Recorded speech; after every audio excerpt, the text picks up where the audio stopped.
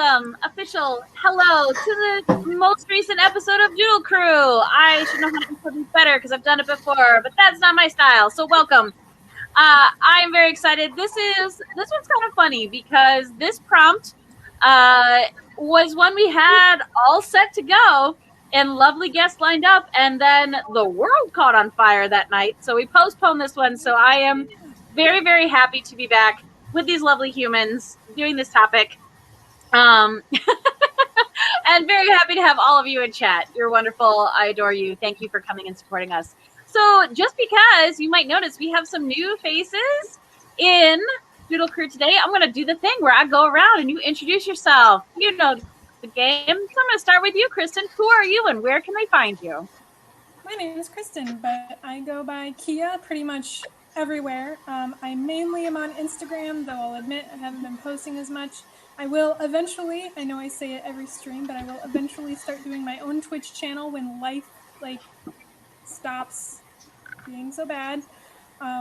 But yeah, so I do mainly illustrations, though I also dabble in prop creation, 3D printing, and I got some cosplay stuff as well. So come check me out if you like what's going on today. Yay! Awesome. Jeff, who are you and where can they find you? Hi, I'm Jeff Munn. I'm on Twitter at gmoney. I am on Patreon at Pocket Science, and I'm on Instagram at Jeff Munn. I do illustration, animation, you name it. I pretty much dabble in it at least a little bit. So. Yeah. Excellent. All right. Okay, so wait. Oh, I forgot a thing. Hang on. Too many things at once. Yeah. Oh, that's not how you spell it. Yeah. All right. And so, starting on the bottom row, somebody new. Idaho, who are you and where can they find you? Hi, I'm Idaho. You can find me anywhere you see Whiffapossum. That's my little company. On Instagram, on Twitch, and I do illustration and animation, cartooning, general cartooning, and yeah, that's cool. No, we're super excited. I'm super excited to have you here. And John, who are you and where can they find you? I'm John, and you can find me right here. Hello. Now, I'm John Hefner. I do some illustration stuff, though not as much in this last year. Beginning more back into animation. I don't post as much as I used to on Instagram, but you can still find me there at John Hefner. Just one word, at John Hefner. Yay! And spelling is down there. But also, big shout out because she's also in chat to Mayor Squish, who is our amazing mod. And if you not only follow Doodle Crew Draws across the internet, so that is on Facebook, Instagram, and Twitter. We are all Doodle Crew Draws or Doodle Crew Draws. But you can also go to our link tree, which is scrolling. That's the word. Scrolling in the bottom. And that also has links to all of the artists and everything, which is cool. So if you want to find out anything more about any of us, you know me. But if you want to see more of my stuff, I am at a swan named Emily. I recently went through and updated all of my Patreon stuff. So there is some new fun stuff coming out on there. So if you want to follow me, support me there, that's patreon.com/a swan named Emily. And some of the posts recently are going to talk about all of these new projects, Doodle Crew included, which is awesome. And what I think is extra kind of funny is tonight, I didn't even think about it, but we are Art Institute of Pittsburgh alumni across the board. I didn't know that. Yeah, so two of these lovely humans I was in school with, and then the other two lovely humans I met after school. No, don't say that. We're young. We're to date ourselves and mention our graduation year. M. Yes. On a Facebook comment, the last time I did this, Jeff Zahner popped in Yeah. And I think he was interested in maybe watching. So Nice. do we have a link I could, or like if he's on your Facebook, you could shoot him a message, or you could He is kick me on a my link. Facebook. All right, He is my Facebook friend. kick him a link and see what happens. I will do that right Calling now. out Mr. So for those of Zayner. you in chat, Jeff Zayner is one of our lovely former professors at the Art Institute of Pittsburgh, and I constantly apologize to him because I was a crap 3D student, but he was still nice to me, and that was appreciated. It So was fun. he's a good dude.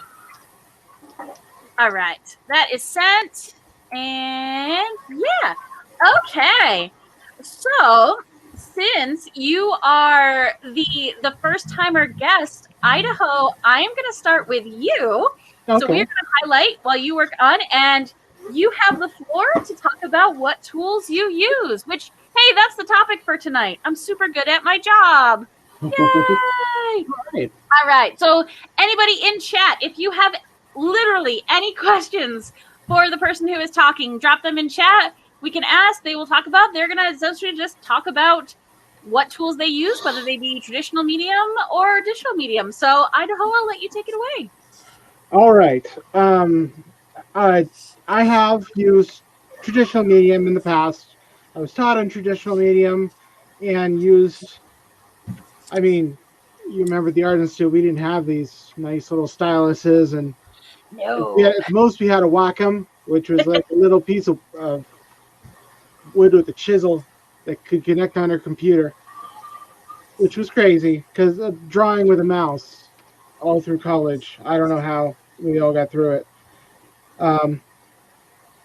But I guess I'll start out with what I use in the hardware because I just got this 2 years ago. This is my first drawing tablet that is not a Wacom that I can actually draw on like this. It is a X-Pen Artist 6 or 7,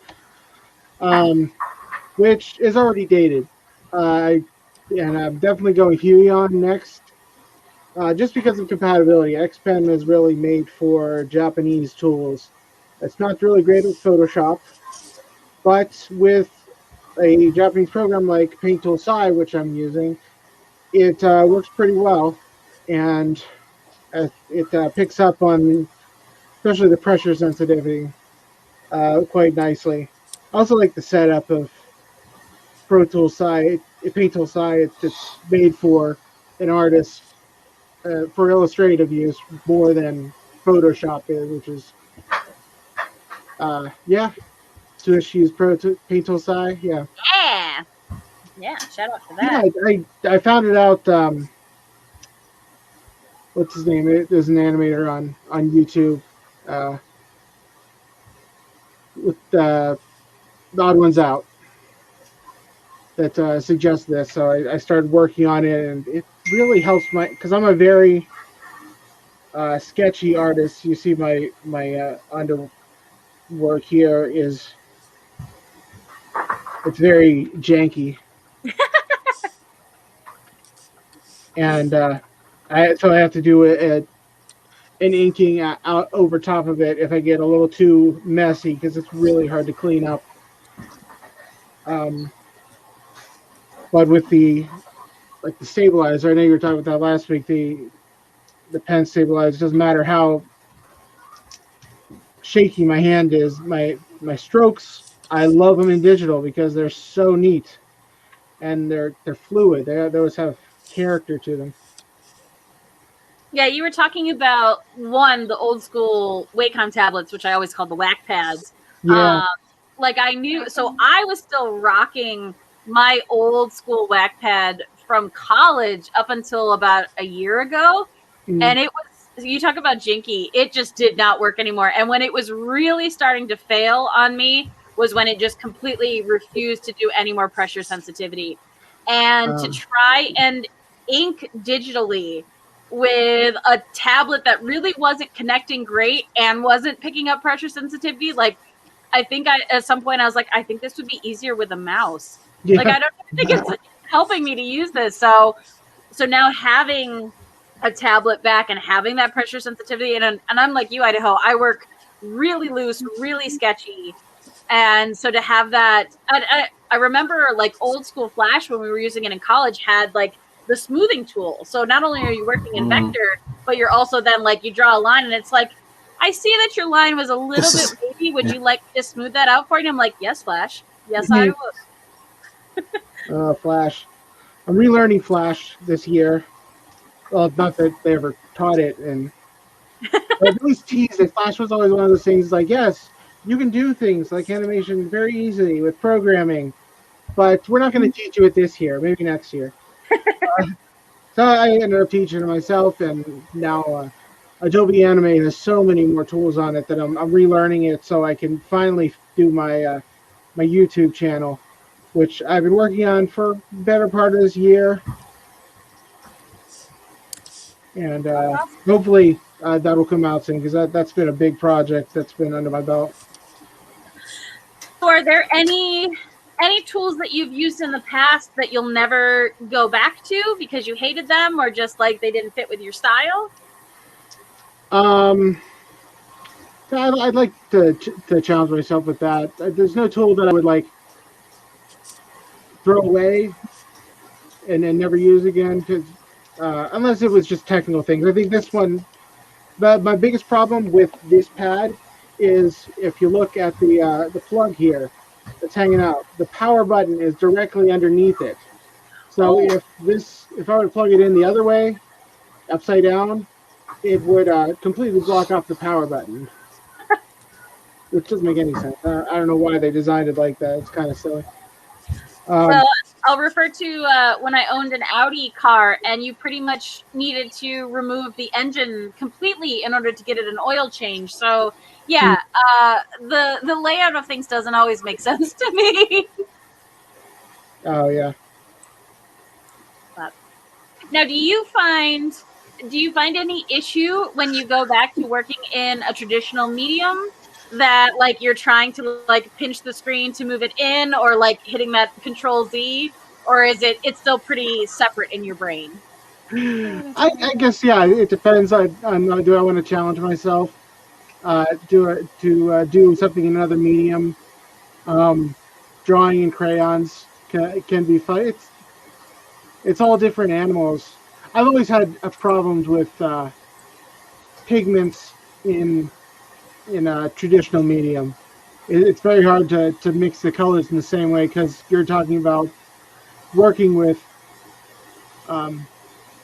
RGB versus CMYK, mixed palettes, and I like the digital because I can think in terms of not CMYK but just light, and I don't have to put any shading in until I put it on a different layer and you multiply that layer. That makes things much simpler for me and it ends up looking a lot better. I'm working on this character now who is the second form of a Pathfinder character or D&D that I played. And he's this is a finished form of different form of him. But halfling samurai, that sort of thing. But as I can make that kind of light balance there, that takes nothing to have it be, oh, I want a red light on that side. I can just make that layer red and blend it in there, and it fits perfectly, whereas I would have to mix every single color on that original level with red to get that to look exactly right like that. Yeah. I do enjoy that about this medium. Yeah. Well, I really like the pose you have going in this one. That's very cool. This something I've never tried before because I was like, oh, this looks like a very awkward but awesome pose.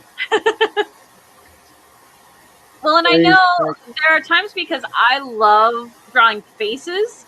So to have a moment where I'm either like accidentally or then kind of on purpose covering a character's face because it really does serve the composition better. Like I have that moment where I was like, but do I really want to cover their face? Because I don't think I do, but I should. There's so many details that I want to draw on this that don't make sense unless they're covered up because there's an object there. Yeah. Like his gauntlets have like designs in them too, but obviously you can't see them because there's something in front of them. Yeah.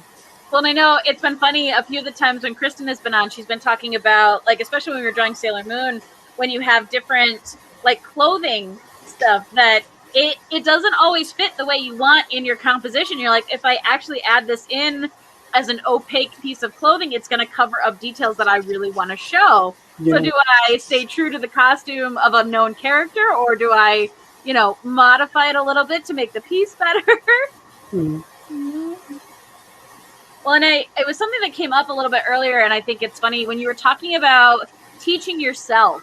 And Jeff, I refuse to say what year we graduated and admit that we're old because, like Fame, I'm going to live forever, or I'm just going to live fast, die young, and leave a good-looking corpse. I haven't decided yet. But I think there's an interesting thing, and it is not a complaint. It's more just an observation that when the majority of us were in school, internet forums and YouTube and all of that wasn't quite the Goliath of info sharing that it is now.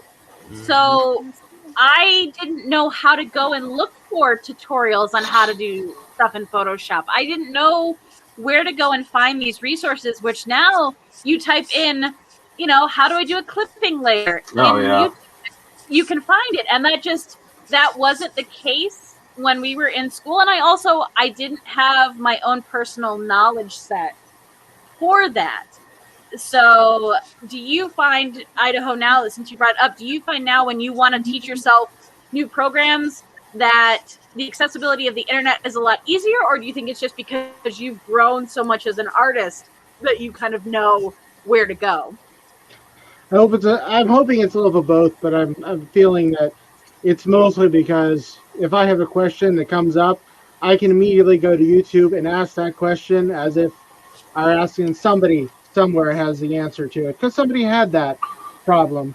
So it's the combination of the fact that everybody that has learned this has figured out the answer eventually, and I like that because I don't think our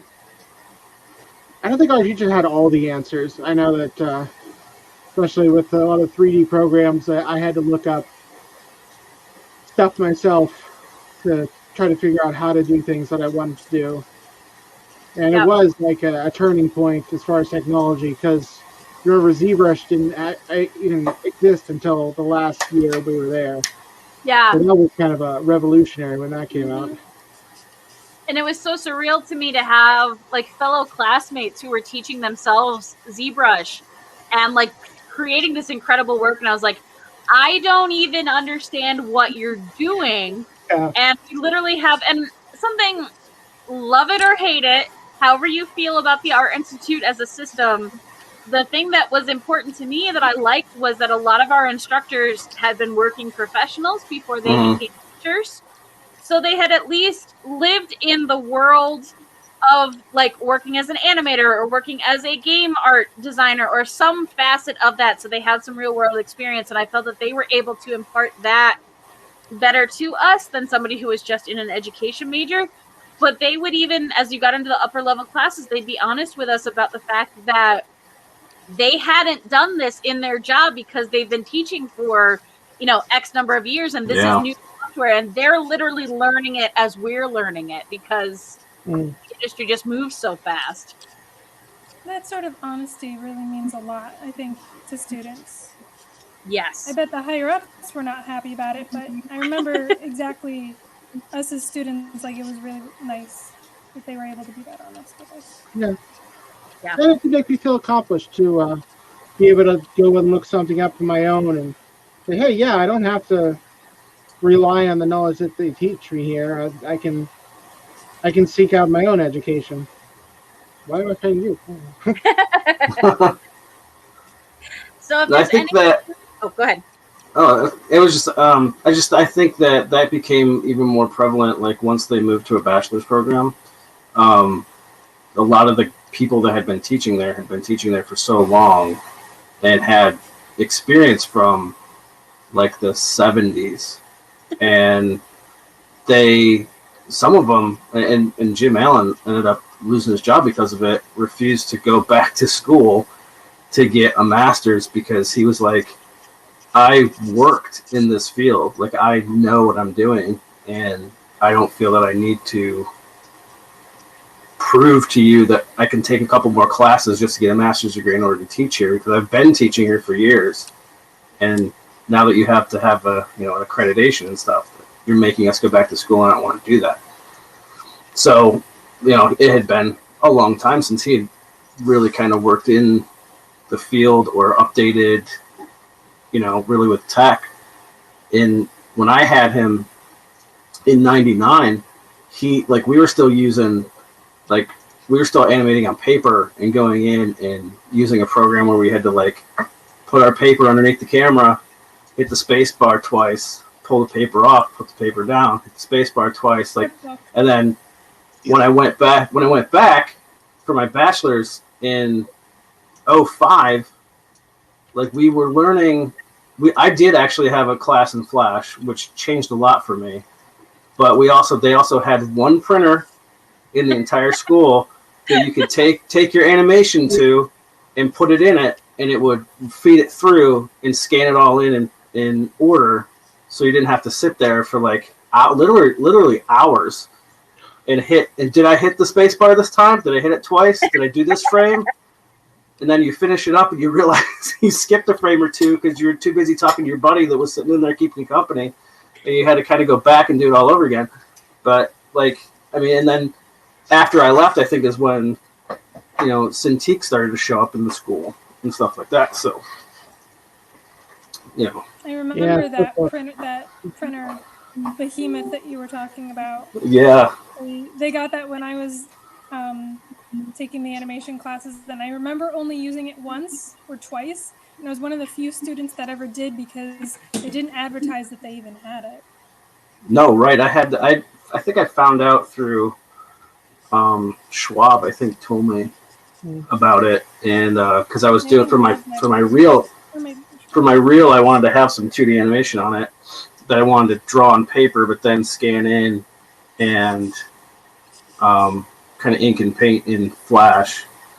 So I got to find out about that. It was in some random room that nobody really knew where it was. I can also confirm that I was there at that time, and I had no idea that this thing existed. Yeah. So, yeah. I knew about the 3D we had printer. like a 10-minute animation that we worked on, and that's a lot of paper, so that's why we learned about it. I think I liked you guys better because the two Sarahs and I definitely didn't know about that, and that was a lot of it. So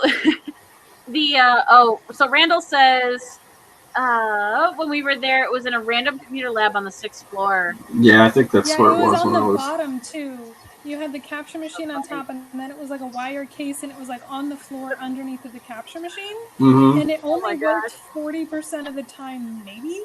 And I remember I used it for Goldfish Tree, and then Randall, I think we used it for Curb.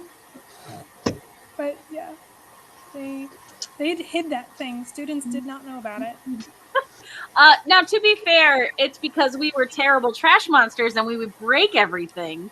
No, they had a right to not tell us. Because the number of USB ports that were jacked up because people messed them up. I fried at least 3 different flash drives going to plug something in where one had been bent and busted, and I went to plug it in and it just shorted it out and just destroyed my flash drive. So can we talk about, did any of those cell tables actually work if you wanted to change their position? Those drawers next to the cell tables, did a single drawer actually open cleanly and did not have trash in it?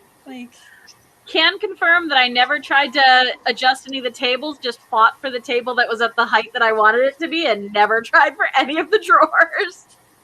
Right? I mean, you were right. We were monsters. They had a complete right not to tell us anything. We were monsters.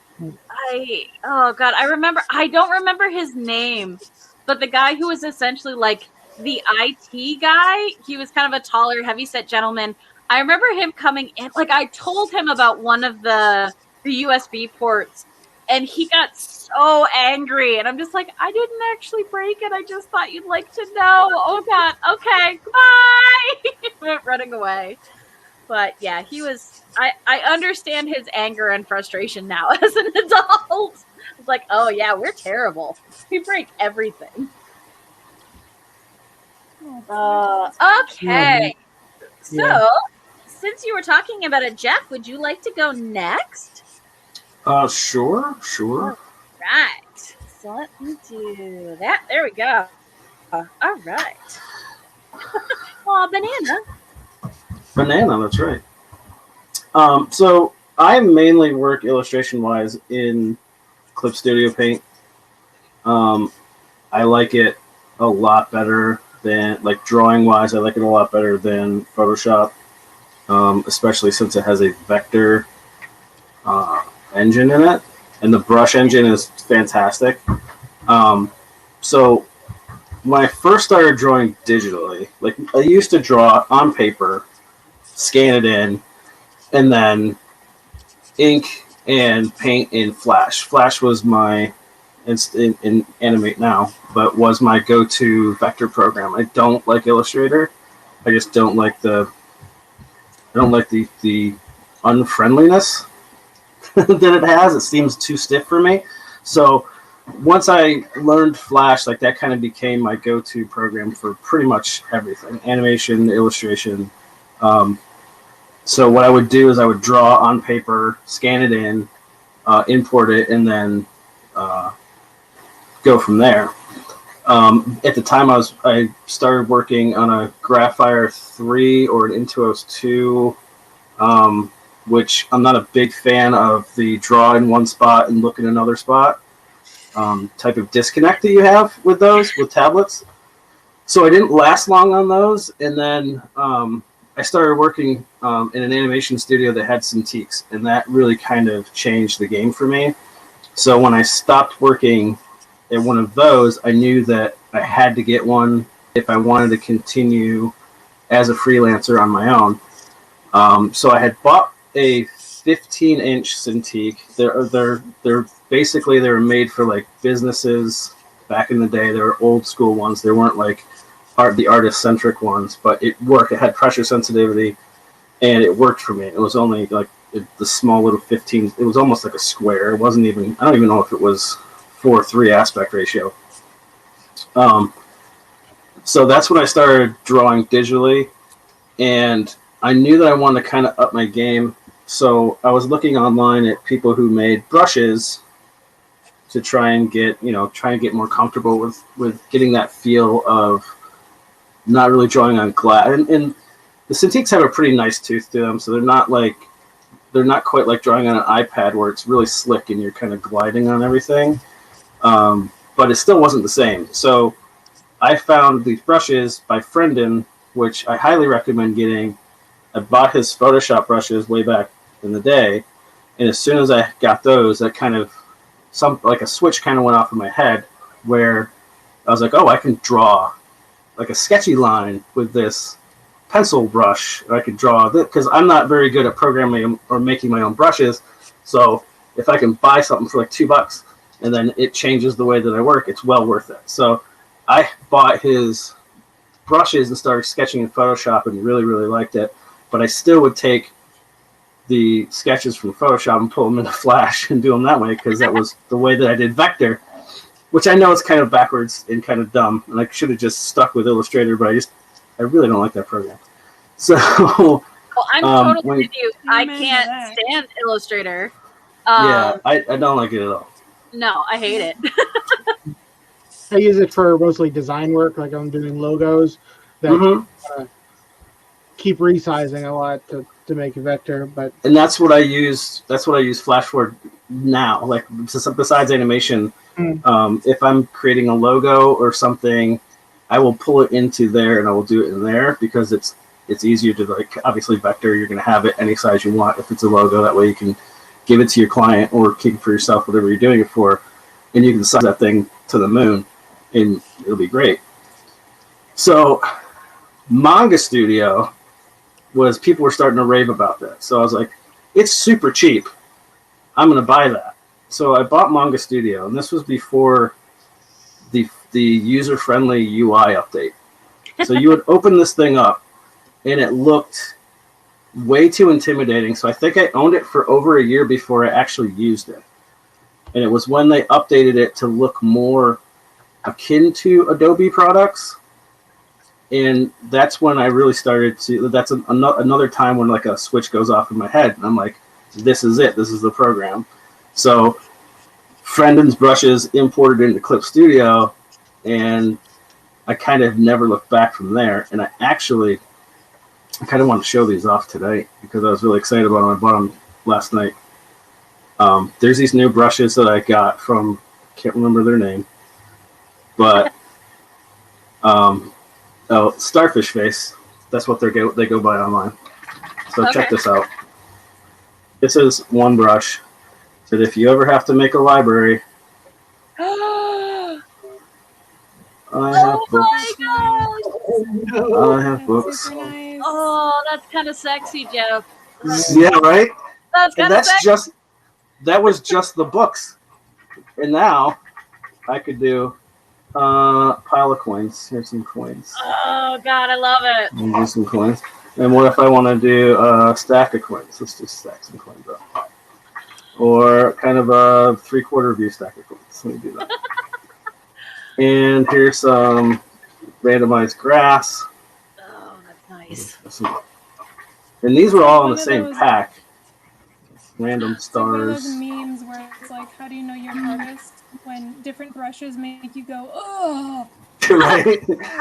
And there's Yeah. one that's barbed wire, so you can do barbed wire. And it's pressure sensitive. This one's pressure sensitive, so you can do that with it. And then there's a second kind of barbed wire that kind of really closes up nicely at the ends. Oh, wow. There's a brush that kind of randomizes both opacity and size of these circles, so you can just kind of do like abstract backgrounds. Oh, my And God, there's I love hearts that. to do it too. Yeah. And there's hexes too. Yes, And then the chat says magic and Soapbox Cloud says sorcery. Yes to both. And I'm the gonna other just one do that sold me. right now and just ogle over Jeff's brushes. The other one that sold me was this one. Let's make some bricks. Oh my I got God. a brick wall. Or even like cobblestones. Oh God, that's so And good. if I want uniform bricks, I can make uniform bricks too. Oh my That aren't God. randomized, and they bend too. Like I don't know why. Like I guess maybe if you're making a Candyland game. Here's my path. Oh, The rest of the that's stream so is just Like how ridiculous is that? There's a rain. I haven't used this yet, but there's a rain brush where you can like make raindrops. okay. So like I know like rain is not a hard thing to do. Like it's just drawing lines, but the fact that you could literally just select a brush and just do like 2 passes on it. Oh, why and do be that? done. I can do this now. Look, there's rain. I'm done. Oh my gosh. But what if I want Why the do you rain need to to go make your kind of work sideways perfect? a little bit? Oh. And then the last one, which I also haven't used yet, is if you're drawing like a pond and you want some reflection on your water. It's just kind of Oh, go over that's top of it like that. I discovered these last night, and I was like, I have to buy these so I can show them off tomorrow. thank you I for need to allowing own us it. to discover them too. yeah. So the user's name is the Starfish Face. I'm gonna try and find a link, and I'll send that over to you guys. Yeah. Or I'll put it in the Yeah, drop it in the Discord. you. thingy things. Yeah. You're also supporting Winted in chat says deep magics, and Guardian Randy says I'm witnessing miracles. $8. $8 for both those packs. So Oh my $8 God, that's is not bad. fantastic. Like, that's incredible. All I can think of is so it was in a Ketty class, and I think it was the when we were learning how to paint textures for like wrapping our 3D designs, and he gave us all of the like grunge textures. So all yeah. there was blood splatter, there was like mold, there was all these things. I had those. Like I would save that zip file and import it and upload it into every Photoshop that I had on every like computer afterwards. Oh, we lost Jeff. because I just loved them so much. But they were so handy. So- like, there we go. Can I interject about that exact thing? Yeah, of course. I have those brushes still. Like, they're still in my hard drive. I still have every single brush. I also have his textures that he gave us, like a repeating texture packet, and he gave us like a bunch from 3D Total and all those.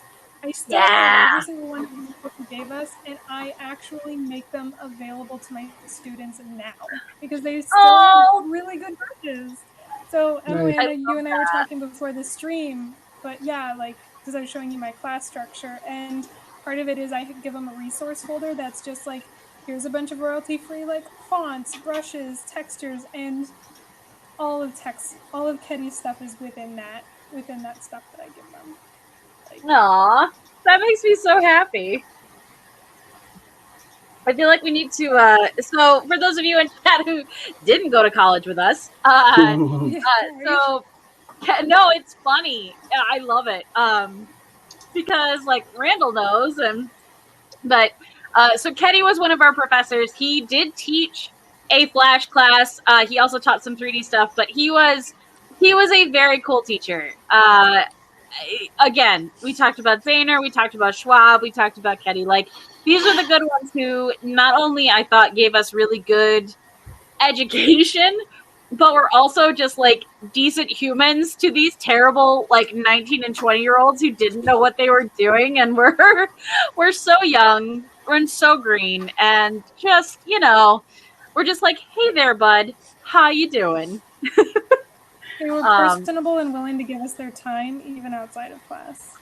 Yeah, no, so it's like I've said, however you personally feel about the Art Institutes or even any of that, and again, I think it runs the gamut from people I've talked to. Like, those are the ones that I stick with. Like, these were really good people who they cared about their job, but they cared about their students. Like, they wanted you to learn, they wanted you to succeed, and that was important to me because when we talked about 3D, like, I wasn't going to succeed. That was not my path.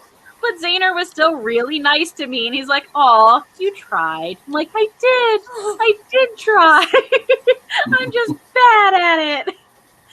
So, yeah, shout out to that. I appreciate that. Big shout outs. So, John, would you like to go next? Me? You, yes. Moi? I mean, C'est moi. Oh, this is fun. I like it. He kind of looks like Randall, I'm not gonna lie. I like it. Ooh. He's got fancy hair. Randall always has fancy hair. Randall does have fancy hair. And I mean, he's just fancy top to bottom. I'm always jealous of that. We're talking about you. So, so John, when were you, if you are comfortable sharing, I don't want to dox you, when were you at the Art Institute? Oh, hang on. We lost you a little bit. I can't quite hear you.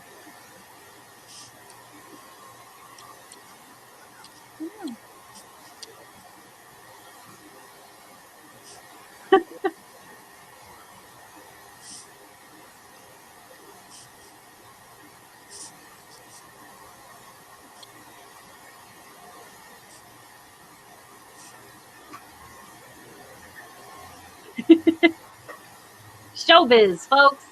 Showbiz.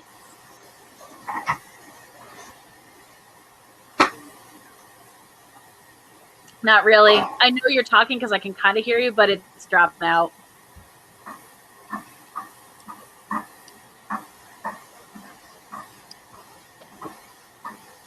Right? Yeah, Bean, I thought the same thing. Like, we heard you fine before, and then you just disappeared. I promise I didn't click anything. I changed my volume a little bit, but I don't think that would mess up his. You affected John. That'd be a weird, like... Her power is growing beyond control. Okay, well, I'm going to switch off of you, John. You keep talking, you keep messing with stuff, and as soon as we get you back, we can do that. Like, it's kind of there, but it's not like it's not picking up the full thing. Okay. Yes, Nicole, out of everything I love in this world, it's technical difficulties. That's what truly has my heart forever and always to like the end of time. She's funny. Okay. Well, Kristen, do you want to? Oh, let's see. Hang on. Is he back? No, It's even quieter now. Really? Really? Yeah, it sounds like you're yelling from like the other side of the house. I don't know. You were fine before. Okay, what about now? It's a little better.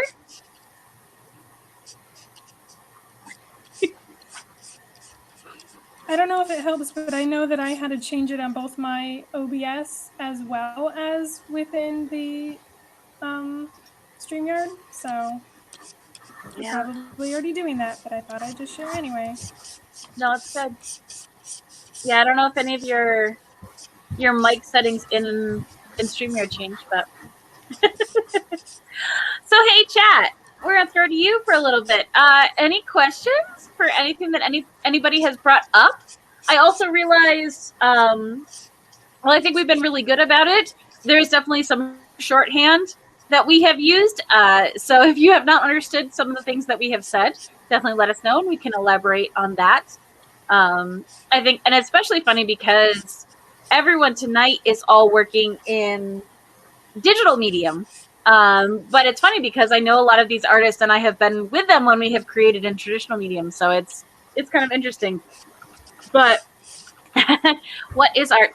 Art is anything that gets you an emotional response. That's how I qualify art. Squish Beans, which is just fun to say. Thank you for being here, Squish Beans. That makes me happy. Your picture is gorgeous, Kristen. Oh my gosh, thank you, Squish Beans. That's so nice of you. I am doing a background, which I never do. So positive encouragement is definitely appreciated. Yeah, no, that lighting is dope. I really like that. I've been getting a little obsessive with lighting lately. I've been realizing it was like a weakness I've been having art-wise, so I'm trying to overcome it. So positive reinforcement, thank you. Yay! Always jealous of the backgrounds. That's my weakness is backgrounds. I can do the characters all day. Once I get to the backgrounds, I'm like, I'll work on the next project, come back to it. Yep. So I compensate because when I do 3D, I'm an environment artist, so I am obsessed with doing backgrounds, and I love doing backgrounds. Like that was my job for a very long time, was environment artist for video games. And so when I draw, I do the 2D characters, and then I just do the backgrounds, and it never like I have to connect the wires in my brain that's like, why don't you draw backgrounds? Why don't you do that, brain? So I'm trying to get into that. As well as in 3D, characters are my weakness, and in 2D, backgrounds are my weakness. So I need to fix that. But isn't that funny? Like I'm with you, Kristen. Like I love drawing characters all day long. But I actually really enjoyed creating like scenery and backgrounds in 3D. Like I've mentioned, I make no buts about the fact that I was crap at 3D, but I did actually enjoy rendering, like houses or structures or like interior designing. Like if I was going to enjoy something, I liked that a lot more than character work. And it took me a really long time, and it wasn't until I started trying, I succeed about 60% of the time, to treat my backgrounds like their own character. Like to give them personality and give them like that. But it's a whole mental thing that I have to go through to be like, okay, what's fun about this background? And my brain says, nothing. And then I'm like, no, that's wrong. Try again. Yeah. For me, I love doing backgrounds because I love, obviously, reading. I love fantasy. I love sci-fi. And my favorite thing was always the world building. Like, I will read a really crappy story if it has amazing world building. And I'm not calling any artists out, but I can think of a few. So I'm obsessed with world building. I'm obsessed with, like, the logistics of how things are created within that world, and that's what got me into 3D environments, was building a world, like construction where things are, and then obviously translating that into video games. And it's like, okay, where do the platforms go? Where, like, how does the designer's vision fit with the concept artist's vision? So it just sort of fit. But then when I'm drawing 2D, I just like, oh, I feel like drawing anatomy. And I'll admit, when I start drawing, I never think about, oh, I want to draw this character with this personality and this backstory. I actually don't do characters that often. I just say, oh, I really want to draw a person in this pose. Like, specifically, this was like, oh, I want to see if I remember how to draw hooves. So that's why I'm like drawing these weird centaur fawns, because I just wanted to draw hooves. Like, so when I draw a character, it's actually just drawing an anatomy study, and then I'll like make it into a character. But it's the world building that I care about. So I feel like I'm a little backwards on that from the way most people. Well, it's funny that you mentioned that, because you want to talk comic books. Like, I have read some really poorly written comics because I loved the art so much. And I have followed artists to books that I wasn't previously reading because I just love their art. Like, I don't care. I don't care that I know what the story is. I just love your artwork and I want to collect more of it. But to the same token, like, if an artist has stopped being on a book and a new artist has come in and I don't like it, it's sometimes hard for me to stick with that series if I don't enjoy the new artist. All right, let's see. Yo. Yay! Yay! I had to unplug stuff and replug stuff in. It's a whole thing. Have you tried turning it off and turning it back on again? I did. All right. Well, quick before anything else happens, we're going to throw to you, John. You have the floor. Okay, what were we talking about? What's up? Oh, right. What is art? I was at the Art Institute of Pittsburgh between the fall of 1999 and December of 2002.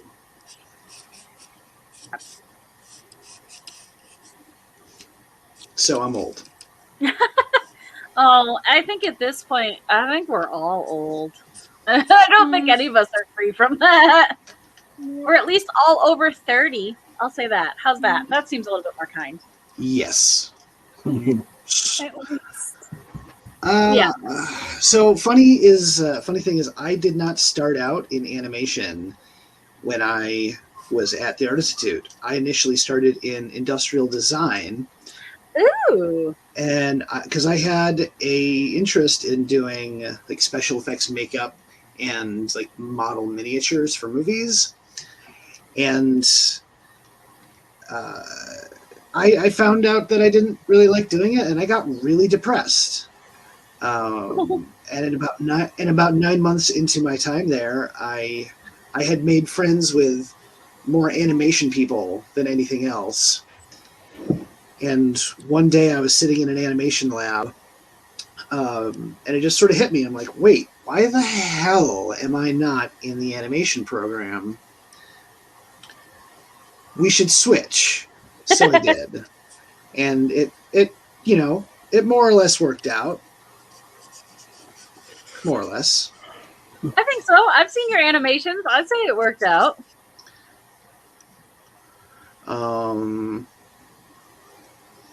So yeah, I was there when, like it was mentioned before, we were animating on paper. We were in the cell animation rooms with all the light tables set up. We had to hit the space bar twice on the camera. The limit of digital tools at our disposal was Toons and the Toons scanner. Toons. That's what it was. And Jeff Stiers.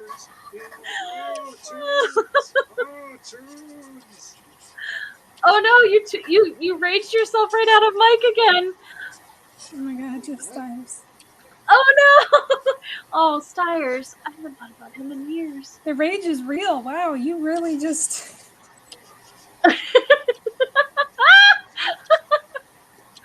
And the rest of John and crew working on in interpretive dance. That could Not even better comedic timing though. Like I know it. Can Can you unplug and replug while you're still here? It's supposed to be going through. Nicole says the mic is just like, you gotta calm down, dude. I'll do it for you. Yeah, there is a very special, I say special, it is unique with the beautiful combination of sleep deprivation, overstimulant of caffeine, and stress that makes for the very specific, we'll say, feeling and byproduct of being in college. Like that is the, if I were going to distill it down into a recipe, that was my recipe for college. Do not talk to me about that sleep deprivation. You're so real quiet.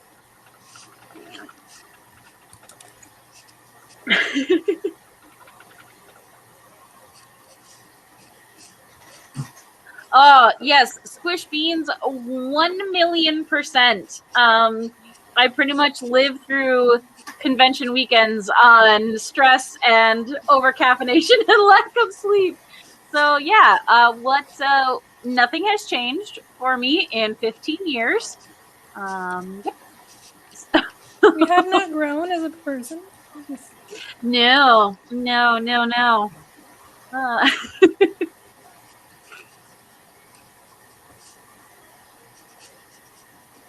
Yeah, it was dangerous. So at the time when I was at the Art Institute of Pittsburgh, where our school was located, because it did actually change locations a few times, on the corner right before you got to school was a little, just like, it would essentially be like a gas station store, but it was in downtown Pittsburgh, so there's no gas station. It was just a corner, like, convenience store. It was a bodega. But they had, It was a new, yeah. And, coffee was right there, and I would go and get the, like, 64 ounce or 2 32-ounce coffees and some Monsters, and that's what I would eat for a good portion of the day, because I was at school for like 12 hours. Yeah. Yeah. Which is impressive, because our school was not 24 hours. Like, they closed, and you had to go home and work on your stuff at home, even if you didn't have the tools.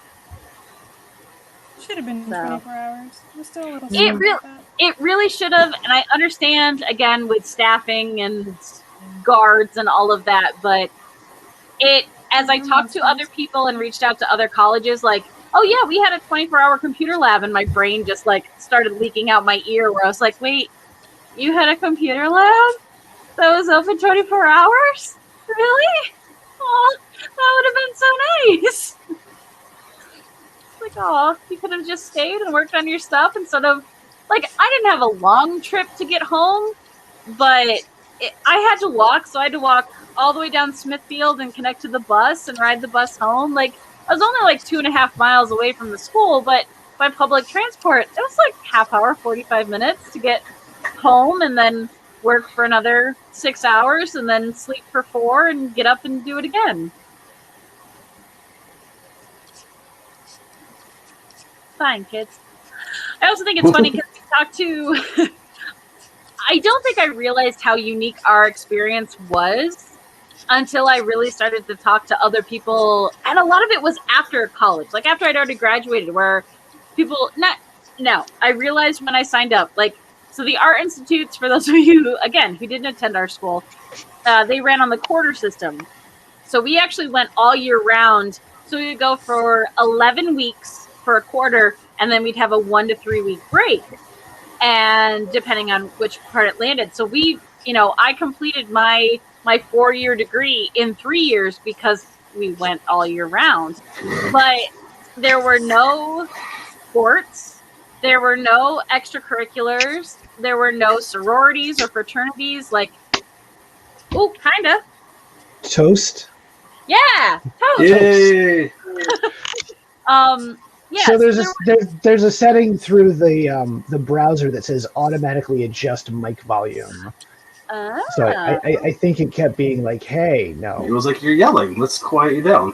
Simmer down now. Calm down now. No, don't get I emotional. was not yelling. It sounds I like was Mayor Squish yelling. was right. The microphone was just saying, "Calm down, buddy." Yeah, Mayor Squishy nailed it. So yeah, Jeff Stiers and tunes. Wounds! I love tunes. It's going to keep me employed with the Art Institute because I'm the only one who knows tunes. That's right. Oh, I shouldn't laugh. It's funny. I think I only ever had him for a teacher once, and he was like okay, but there's all sorts of stuff that he would say like that I would just overhear other places that made me go, really? Well, so I only had him for one After Effects class. He was predominantly a game art instructor, so the animation students didn't always have him. But yes, I got the impression that he was remarkably quotable. That's a good way to say it. Yeah. That nails it. It's a very PC way of saying yes. Also, I would just like to say that I was not this PC or diplomatic in college. I was an asshole. So this is growth. This is 15 years of growth, folks at home. So You have changed. I have. I haven't grown any, but I've changed. So please continue. So when I started at Art Institute in '99, we were still in the old building. The best building.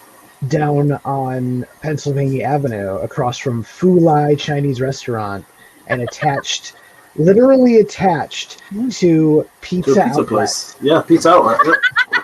Right on the corner. Pittsburgh's version of Chinatown. And Old Navy right across the other way. And there was an elevator there that was actually like run by a person. Oh my gosh. It had accordion doors. Yeah, it had the accordion gate on it. And you might remember Norm, who was custodial staff in the newer building. I do remember Norm. He was the elevator guy, or at least one of the he was the elevator guy in the old AIP building.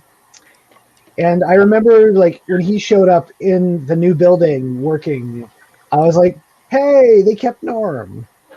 Okay, wait. We got to time out for a second, and we got to shout out. What is up, Mr. Zahner? Hey, Jeff Zahner! Yeah. All right. Oh my gosh. So everyone else in chat who doesn't know, so this is the professor we were talking about earlier. This is Mr. Zahner, which I realize that as a human, his name is Jeff, but he will always be Mr. Zahner to me because I am perpetually 20 years old. So, oh my gosh, that's awesome. So he says Hazel ran the elevators, so that's really funny. Okay. Please continue. I'm just tickled. And so when I switched over into animation from IDT, that's when the switch happened into the new building where everything was shiny and sanitized, let's say. And there was a dinosaur out front. There was a dinosaur out front. It was incredibly spacious. The other one felt like a sardine can. I loved it. It had a great atmosphere. Everybody was like in close quarters, and it was nice for some social situations. But yeah. Let's see. God, what do I talk about next? It's like I was there, and then I was there. So, what tools do you use now? We'll say that. All right. So, I run a desktop PC for my main rig, and I have a 22-inch Cintiq monitor that I do pretty much everything on. And like Jeff, I've been using Clip Studio Paint, but I've been using the EX version. I shelled out extra money for that. It's like $200, and the whole thing is yours. And normally I would have just gone in for the illustration stuff, but this one had what was apparently like very robust animation tools for 2D animation. And so I started looking into that and going, hey, this is a lot cheaper than Toon Boom Harmony by an order of magnitude. Tunes. Okay. So, and I've just been trying to get back into animation using this, doing different motion studies that I can play some on the screen. What are we doing here? I'm woefully unprepared. So here's one.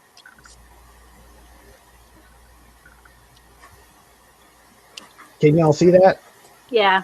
No, All that right, looks so dope, dude. It Thank looks you. so cool. I mean, I hate you because it looks awesome, Mhm. Yeah. but it looks All really, really cool. All right, so I want to talk about these because this goes to the heart of the matter of what we were saying before about, you know, tools that we used back before. Because when we had 2D animation classes, I really like this how this one turned out. When we had 2D animation classes, we had handouts, pamphlets, we had books that we would read and try and soak up information. We would try and do examples, but we always had a stack of paper that we had to go through and shoot separately. And the spread out physicality of it and just like the natural slow pace of working in that medium was like in retrospect kind of a buzzkill. Because when it was like, oh, we want to do a head turn, let's look at some head turns, and we would try and just bring out all the reference material. There wasn't really much online. Computers weren't as nearly as portable as they are now. No. And now, like, I can load up.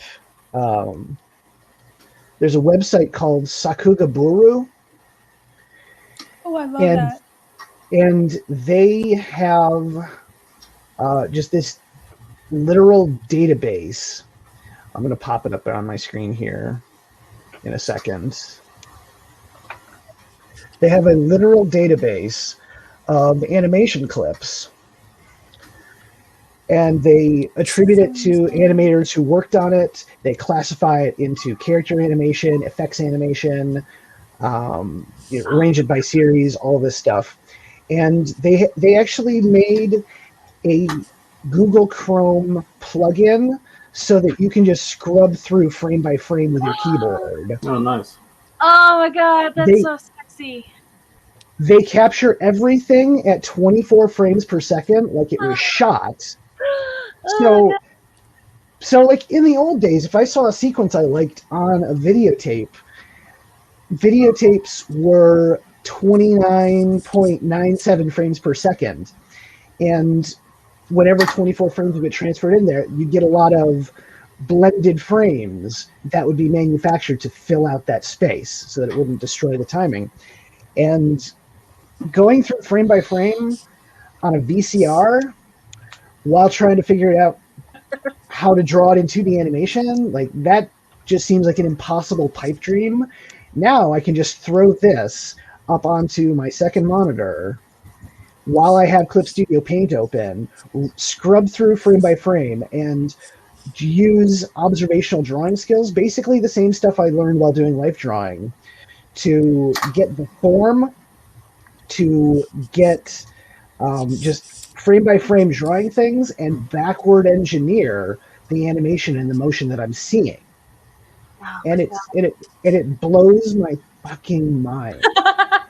This was impossible to do when I was a student there, and now that I have that, like, it's so fast, it's so seamless that I can just rip through a motion study in about a day, and it's like 10 seconds of animation, and all the while I'm picking apart why it works, how it works. I'm taking notes, making notes, and I'm applying it to stuff that I'm making for a demo reel or a personal project.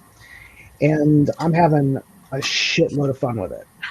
That is absolutely incredible. Yeah, so when you mentioned VHS and stuff like that, like old school back in the day, and I know we've talked about it, but when anime was really being brought over and being broadcast on Toonami on Cartoon Network, like I would pop in my VHS tape and I would record my Sailor Moon, and then I would go back and I'd watch it. And actually, I've talked about this on an episode of a podcast before. Like, so if you were to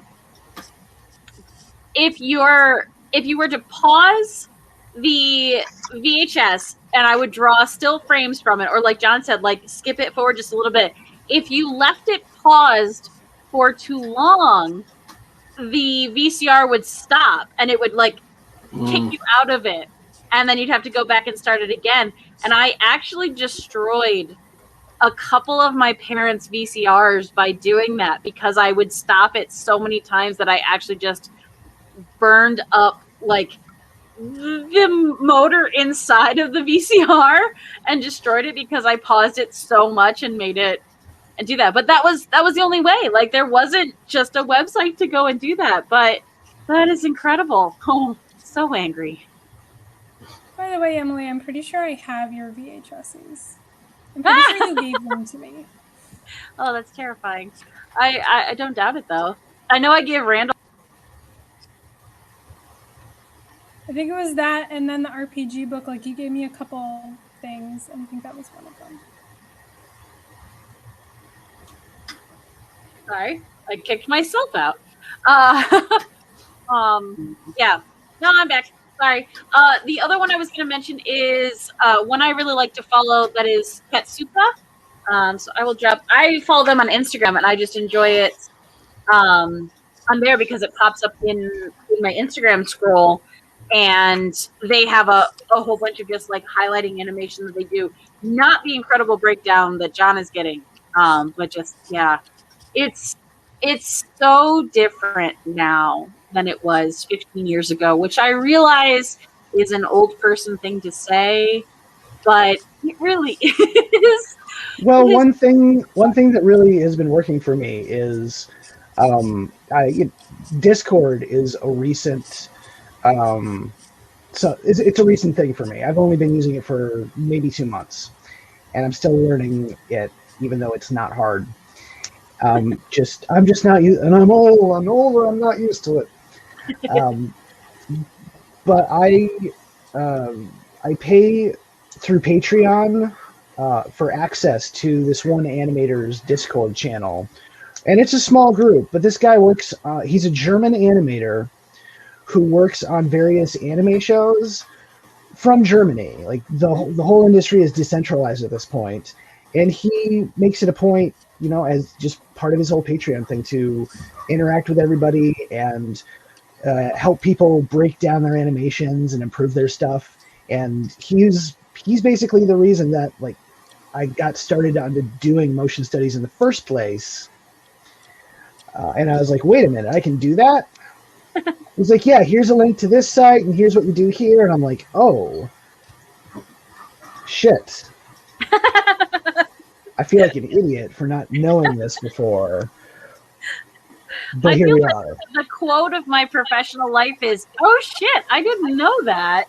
And yet here I am. So, forgive you. But that's incredible. And you talked about it, and I think it's a great thing to highlight that now, and pandemic aside, the fact that so many artists can work remotely, and again, I lean more towards comics now, but you look at a lot of comic creators who are living in their like home country that is not the United States, and still working for Marvel and working for DC, because you don't have to be in a specific location anymore in order to be a participating member in a studio. And that's a very big change from what it has been for the last 100 years. And I'm very curious to see where that goes moving forward, especially after this year.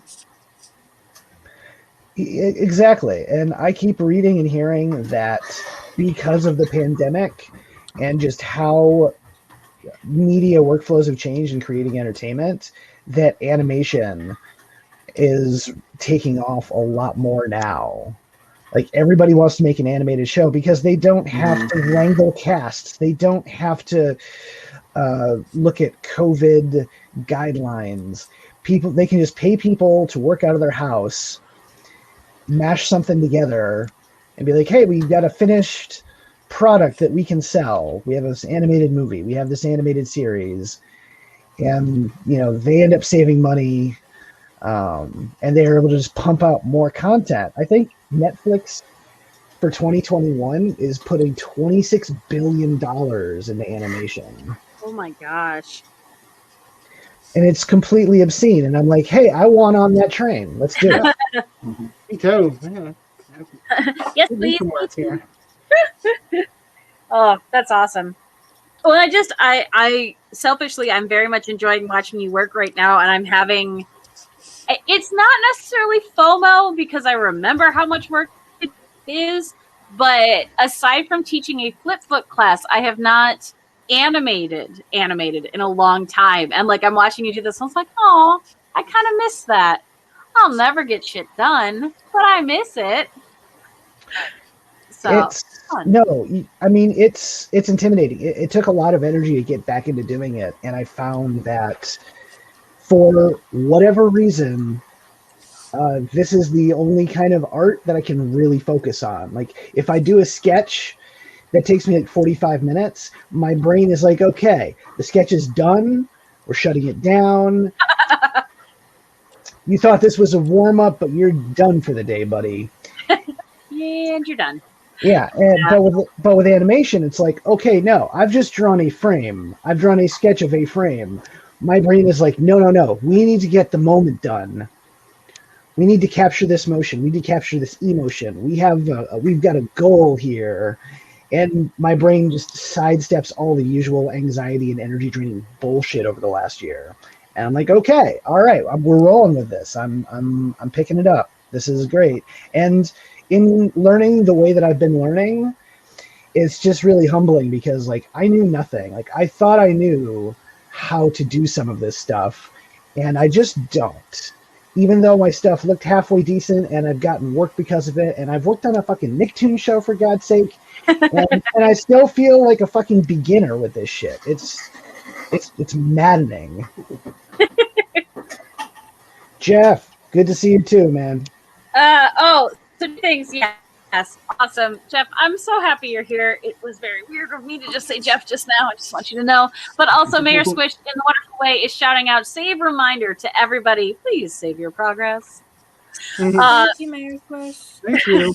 So what I'll say to that, John, and again, I have felt like an idiot child in my professional life at many times, but also in educating in the art field as well.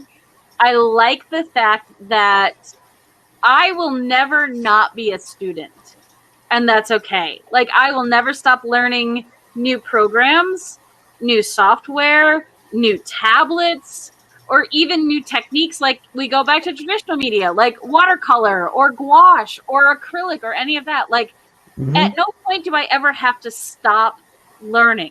And there's always someone better, and there's always someone who just does it really well that I can learn from. But again, we talk about being old. In my 30s, that's more exciting to me because now they're a resource that I can learn from as opposed to somebody who just intimidates me or makes me feel bad about my own progress. And I this is not saying I still feel bad about my own progress much of the time. I'm just quiet about it, but I like the fact that now there is a communication and a education sharing and even selfishly something like this. Like, I am so grateful to have you guys who I consider friends have resources and information, and we share and we chat and we work with each other to just be like, hey, with Jeff with the brushes, he's like, hey, by the way, I got these really cool brushes. Like, that's useful and it's fun, and I am grateful for that part of it, and the fact that at no point will I ever be done learning. Like, there's always more. There's always something else I can do. So, yeah. there's my little soapbox thing now getting done. Cool. Okay, so now we're gonna switch over to Kristen. What? There you go. All right, and I have to step away real quick. I will be right back. But please take the floor. Tell the lovely people about what tools you use. Well, seems like this is kind of broken down into two sections. One was our AIP days, and the other one is the tools we use. So I will go in chronological order, but not as extensively as other people for the AIP thing.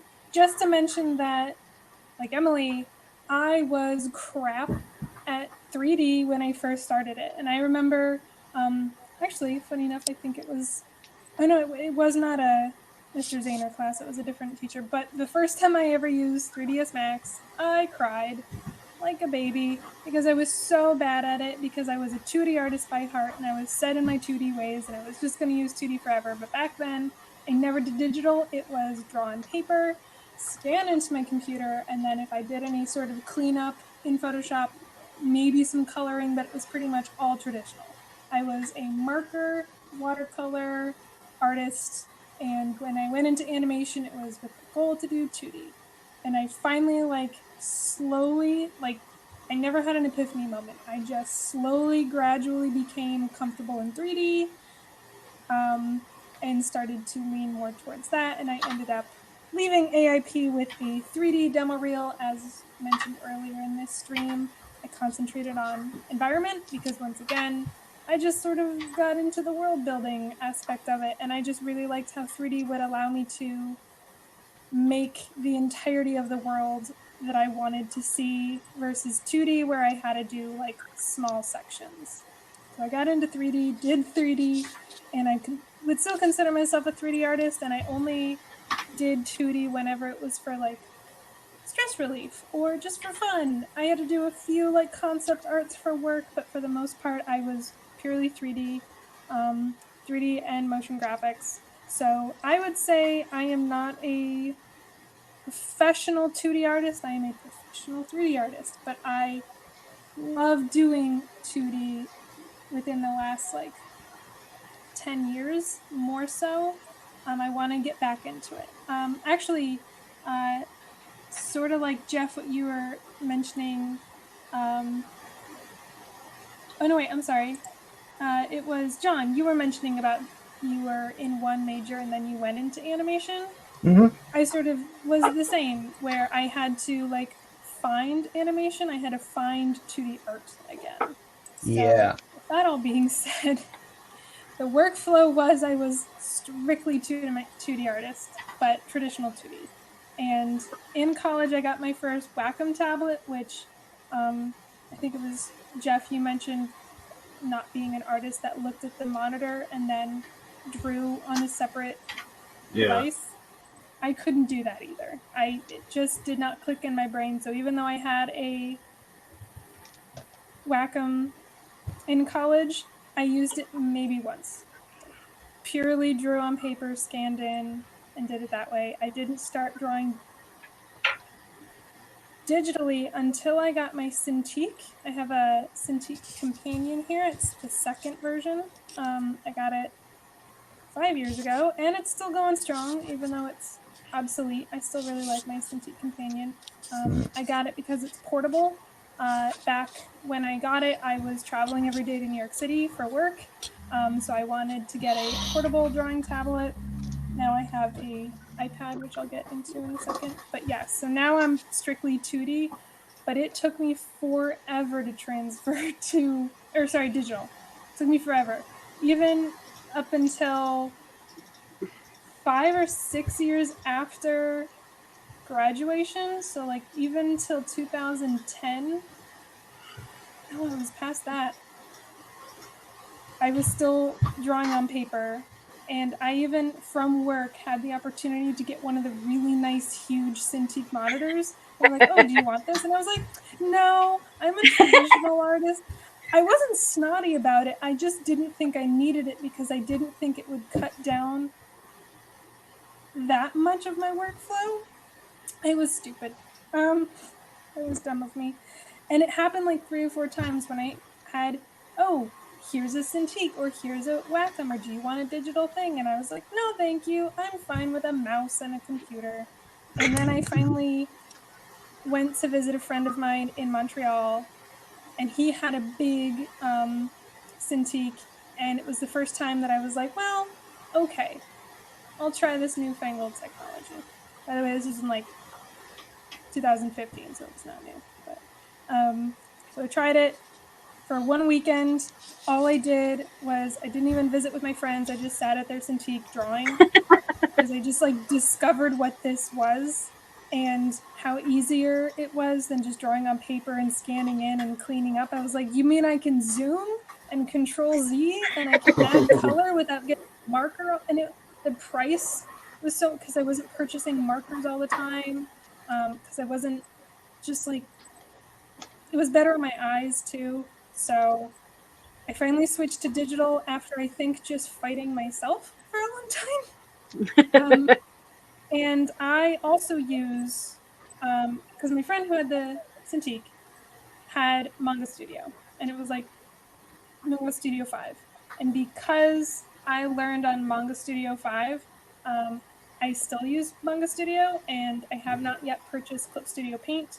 I still have my old version of Manga Studio, but I think that's why I use Manga Studio. I do really like it. I like the brushes. I like the smoothing feature and everything. But it was also the first time I ever used a drawing tablet, so I'm just haven't really dabbled in SI or applied Photoshop and stuff. That's the only one I've ever tried. But so I use Manga Studio currently. Yeah, that's something interesting, and I think it's kind of been a lot of us tonight where if you find something that you can not only be comfortable in, but you can be effective in, like the learning curve of learning new software or learning a new program or a new tablet, like sometimes if you are working and you are busy and you're on deadline, you don't always have the time to learn that whole new thing. And if you have something that already works, there's not the same amount of push to upgrade to that new thing because like, but I have something that works. And I know that I'm going to be essentially like down time to learn this new thing until I'm back up to the same level that I'm at right now in order to get up to it. So I know that has slowed me down with upgrading technology, upgrading programs. Like I rocked Photoshop CS2 for way longer than it was current because it's the one that I knew and I was fast in it. So I kept it because I could be fast in it. I totally get what you're saying, 100%. I am always going to be faster in Photoshop. It's just like I am super comfortable, and I would consider myself very slow in Clip Studio because in Photoshop, I just have all the hotkeys memorized. I know where everything is. In Clip Studio, I'm just calling it Clip Studio because that's what it's called now, even though I have the Manga Studio version. I'm still not what I would consider fast because I still don't know really basic things. I never bothered to watch tutorials or other people using Clip Studio. So I'm just like, oh, I need to resize this. And rather than learn how to do it in Clip Studio, I'm like, I know how to do it in Photoshop. I'll just save out a PSD, Clip Studio, jump over to Photoshop, resize it, bring it back in. Yep. I want you to realize how literally every artist just agreed that we will do a crazy workaround. Like I'm going to export this, take it into another program to do rather than watching like a 10-minute video on how to do this in the program I'm working in. Because forever. Like, I'm in the zone and I'm like, oh my gosh, it's so much easier. Now, I also want you to know, chat, you can change and program specific hotkeys in the programs that you use. Now, I use CorelDRAW all the time. Have I taken the time to program those hotkeys to make my life easier? Hell no. Do I still bitch about the fact that I have to hit F8 for text when I could go in and switch it to T? Do I switch it? Nope. Even better, do I have a Cintiq that has buttons on it that I could program those buttons to just press and have it do what I want? Sure can, but do I use the hotkeys on the keyboard? Yes, I do. I don't use the buttons that I have on my Cintiq. Yeah, how do these work here? I don't. I used to program mine, and I'm using a 21 UX, which is so far outdated, it's ridiculous. And this thing, I'm afraid, is going to die, and I'm just going to cry. But like, the drivers are so bad. Like, I don't understand how Wacom can make such a great machine, but such terrible drivers that I am reinstalling my drivers at least once every 2 months, if not twice a week sometimes, just because they decided they're tired and they don't want to work anymore. Like, I'll turn my computer on, or I'll even just have had my computer on, or I'll be in the middle of drawing a line, and all of a sudden my pressure sensitivity craps out, and I'm like, well, what happened there? Let's do a restart. Oh, the tablet driver's not found. Oh, God. So that means you have to go back in and reprogram all your buttons and this, that. I don't have time for that. I got 3 kids. I don't have time to do that. I have a limited amount of time that I can sit here and draw. I need to be able to draw that time. So learn the hotkeys, because these buttons will fail you. I was very surprised that the latest version of Photoshop suddenly, I'm so used to going to the Control-Alt-Z, and Nope. Yeah. it's Control-Z again. Don't hold shift down to scale anymore, to uniform scale. They decided to change that. You don't need to do that after 20 years of being that way. Yeah, and I'm like, we're used to switching back and forth between the 2 programs, and suddenly everything's the same. It throws me off, because like I'm used to that. Oh my god. So I teach one of the classes I teach college level, and I teach Photoshop. And don't you know it? When they upgraded to the new 2020 CC and it has that stupid shift, I'm constantly holding down shift to scale uniformly, and I don't remember that you don't have to do that anymore. So my students see me, and I'm like, well, I'm a liar. That's not how you do it. I'm constantly messing up what I'm trying to show them. It's like, okay, hold down shift. I mean, don't. And then I have to go into like into the That was a test. That was a test. You all failed that test. So what I've done now is I have this like automatic thing I say where when I do it wrong, I say, if you're using an older version of Photoshop CS6, you do it this way. Otherwise, you don't hold down shit. But there's like a million things that they've done that to. It's not just the scaling thing. That's diabolical. It's so horrible that they change hotkeys, but then they also like move things in different locations. But I do want to give props, Emily.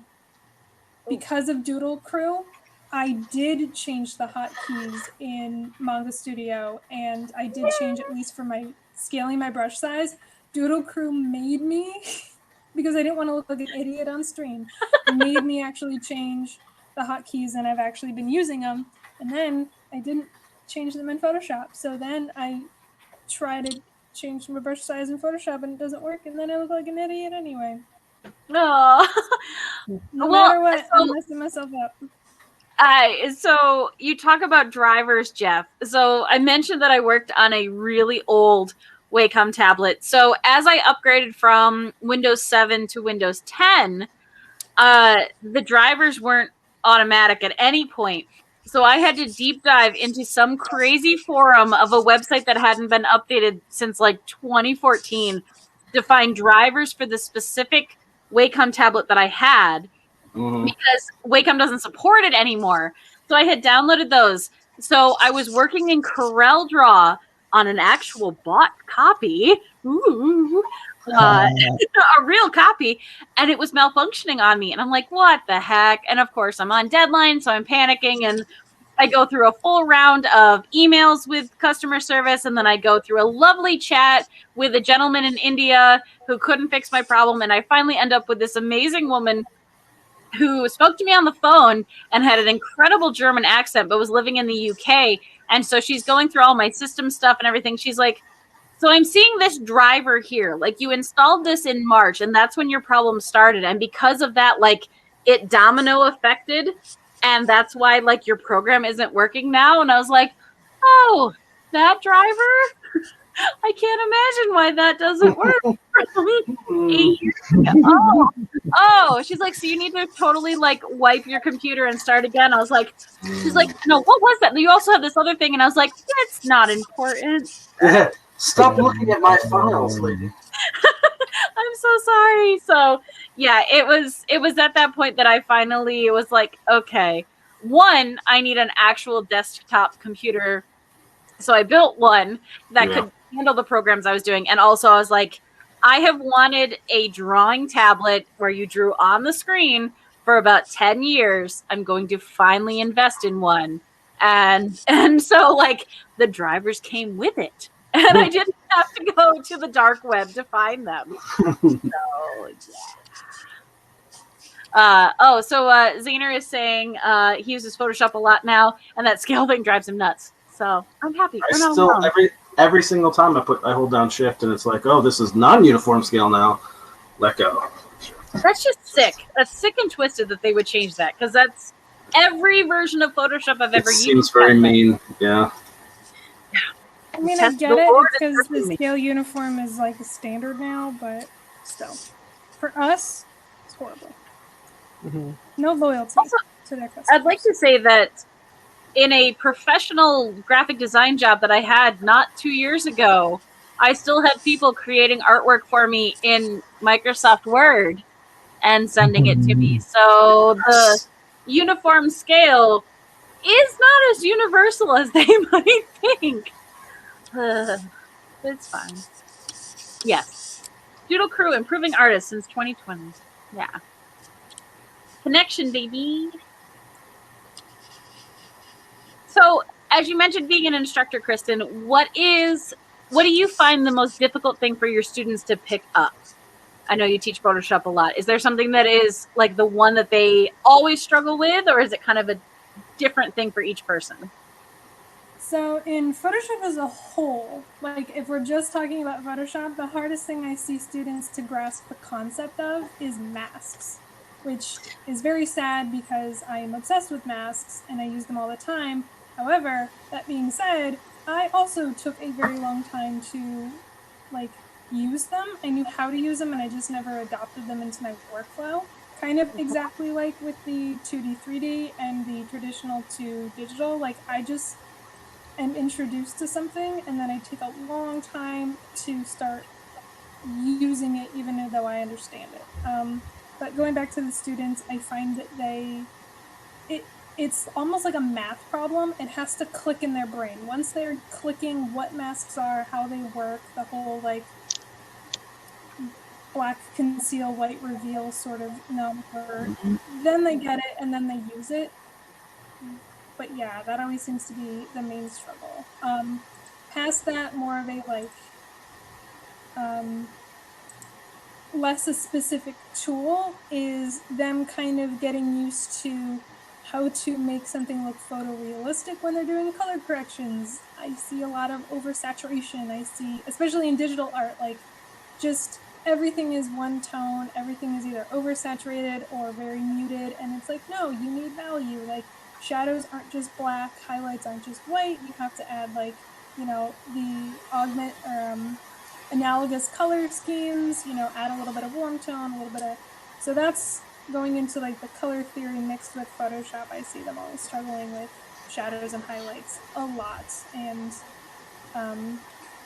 knowing what tones to add to things, what shades and tints. No, that's interesting. I remember we had I think it was one of the Photoshop classes where we had to take like a black and white photo and add color to it. And again, you know, this is years ago, but the learning of that was an interesting process because not only were you learning aspects of keeping a photorealistic look, but also staying within your margins and all of that. But then like, how do you adapt this black and white image to a full color image? Especially like, I think I used one of my grandparents. Like, I don't actually know what they were wearing. I'm guessing on, you know, the skin tone that I know of them and stuff like that. But it was, again, it was an interesting thing with playing with color theory that I thought I understood, but it working in a digital medium, it hit differently. Like color theory working on paint makes sense to me. Color theory working in the computer was a very different part of my brain that was engaged. Yeah. And not always engaged because I really wasn't good at it. So Zaner says they have made some nice alignment auto tools that make it much easier than it used to be before. So, good to know. I haven't worked in Photoshop in a long time. Like, again, so anybody out there who's listening, I know you've heard us talk about a lot of different programs. So at least for me, I can only speak for me, but so Photoshop is an incredible program. It is possibly the least friendly program to learn in, to start in. It is very daunting, and it has a lot of incredible features that even when I learned it in college, it was overwhelming because there's just so much that it can do. And it has a big learning curve. It has an incredible learning curve. And I feel like it takes a while to get past that learning curve to get comfortable with it. But what I will say is that it's interesting because skills that I learned from learning Photoshop translated to working in Clip Studio, working in CorelDRAW, working in Flash. Like, even though the programs themselves don't share hotkeys, they don't share toolbar placement, they all kind of work off of a centralized idea. And once you kind of start to understand that, I promise you, as someone who is real dumb and killed a lot of brain cells in college, they get easier as you learn them. And especially when I look at like the iPads and Procreate and stuff like that, like they have distilled down the complexity of Photoshop into a very user accessible program now. And if you are getting comfortable with something like Procreate, you are already going to have skills that then translate to, I'll say, like more heavy duty, heavy lifting programs like Photoshop or Clip Studio. Yeah, I think even Randall and I were talking about it earlier this week, maybe, that as long as you know one of those art programs, even if it's not an Adobe Creative Suite, as long as you know one of them, and as long as you know like one of the big ones, you can pretty much figure out any program beyond that. Like, if you know After Effects, then you can go into any other motion graphics program and you can figure it out. It's like, okay, I know the keyframe system, I know what effects there exist and what names to look for to apply what effects. Like Clip Studio Paint, I use it even though I would say I'm still like very much intermediate at using it. And even though Photoshop's my bread and butter, I still won't, like, I don't know why. I just, but I can figure out anything I need to in Clip Studio. So it's kind of pretty awesome how, if nothing else, I feel like our education of getting a lot of different programs introduced to us allows us to very quickly, and this kind of goes back to what Idaho was saying in the beginning, we can very quickly figure out how to do something, even if we've never used the program before. Yeah. Because we've had the exposure to similar, and, you know, they kind of make it all the same for the most part, which is nice. Yeah. I think the big takeaway is you just need one. You just need to learn one, get comfortable with one. And while I can't personally speak to it, it's what I've heard about foreign language. Like, once you really get comfortable with your first foreign language, learning a second one, not as daunting. Although English still makes no sense to me, and it's the only language that I speak. Mm-hmm. 3D programs are kind of the same way too. Like, as long as you know one big one, you can kind of figure it out. Yeah, I learned Blender pretty quickly after not even having used 3D Studio Max for several years. Last year, it's like, oh, we use Blender in our company. Want to try this out? I'm like, sure. And I just watched the tutorials and learned the program. Like, it's not much different. Maybe a little bit easier, actually, than 3D Studio Max. At least from what I can remember. Well, and I always hear people talking about about how how much they love Maya, and it always cracks me up because all I have are the distinct memories from college where Maya was just this incredibly baffling software that makes no goddamn sense to me. And I was like limping through 3D Max, and I was like, wait. You want me to learn another 3D software and I'm already not good at one of them? Like, Yes, and to Mayor Squish in chat, English is basically 3 different languages stacked on top of each other wearing a trench coat pretending to be a language. Yeah, no, it makes no goddamn sense. And yeah, and you talk to somebody who's a terrible speller like myself, and I'm just like, I'm sorry, what? Why can't we spell it like you say it? Guys, please? No? Twitter Okay. phonetics. Yeah. No, I'm disappointed because I wish I remembered more of my high school and middle school Spanish that I took, because I would have loved to have had more confidence in a second language, but I super don't. So my hope as an adult now is to slowly adapt my ASL and be able to work in American Sign Language. That's my, if there's going to be a language that I can probably learn aside from the basic English that I speak, it's going to be sign language.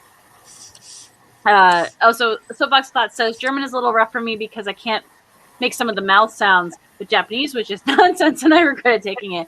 Yeah, so you talk about like the trill, the rolled R's in Spanish, and I won't get into it too much because I could talk at length about it, but there's a lovely gentleman on YouTube who has a whole series through Wired, and he's actually a linguist coach for actors when they are working on learning a different language for a role.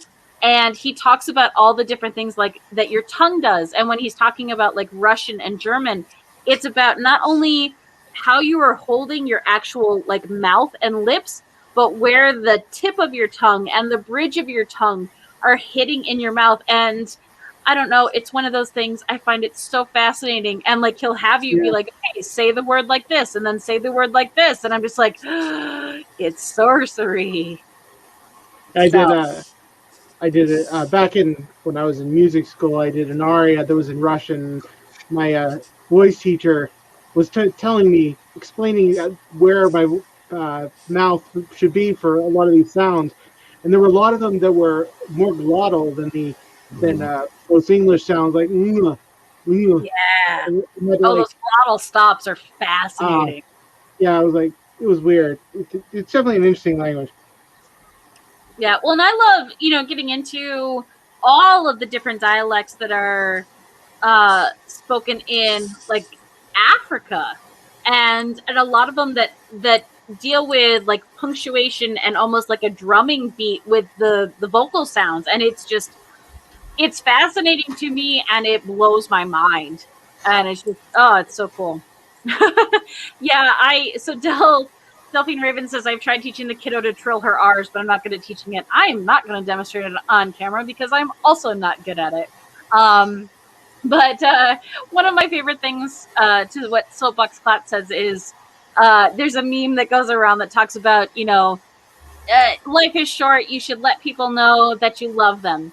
But say it in German, so it sounds like you're angry and screaming at them. And as someone who has very distinct German heritage, I can attest to that it's kind of funny. But I also love German heavy metal, so I don't mind people in German yelling at me. Yes. So Dell says Mongolian throat singing is an amazing skill. There is a lady on Instagram that I follow who is, I believe she is Eskimo or at least part of some Alaskan tribe, and her mom do throat singing with each other, and it's gorgeous and it's fascinating and it's so cool, and it's just, again, you talk about the ability to connect with people who are outside of your normal realm is fascinating. Oh, I'm sorry, Nicole. It's not actually an angry language. Like, it's a beautiful language. I enjoyed that a lot of people think it sounds like angry yelling. Yes. Jeff, thank you so much for hanging out. This was awesome. I'm so happy you were here. Yes, I will send you information about the next few times we're going to go live so you can hang out with us. Oh, and Raging Lady Boner. Shut up. Hi, Raging Lady Boner. English English is actually a Germanic language, not Romantic. I thought that would make it easier to learn, but no. Yeah, no. No, my grandfather, who spoke German fluently, was a very calm and lovely disposition fan.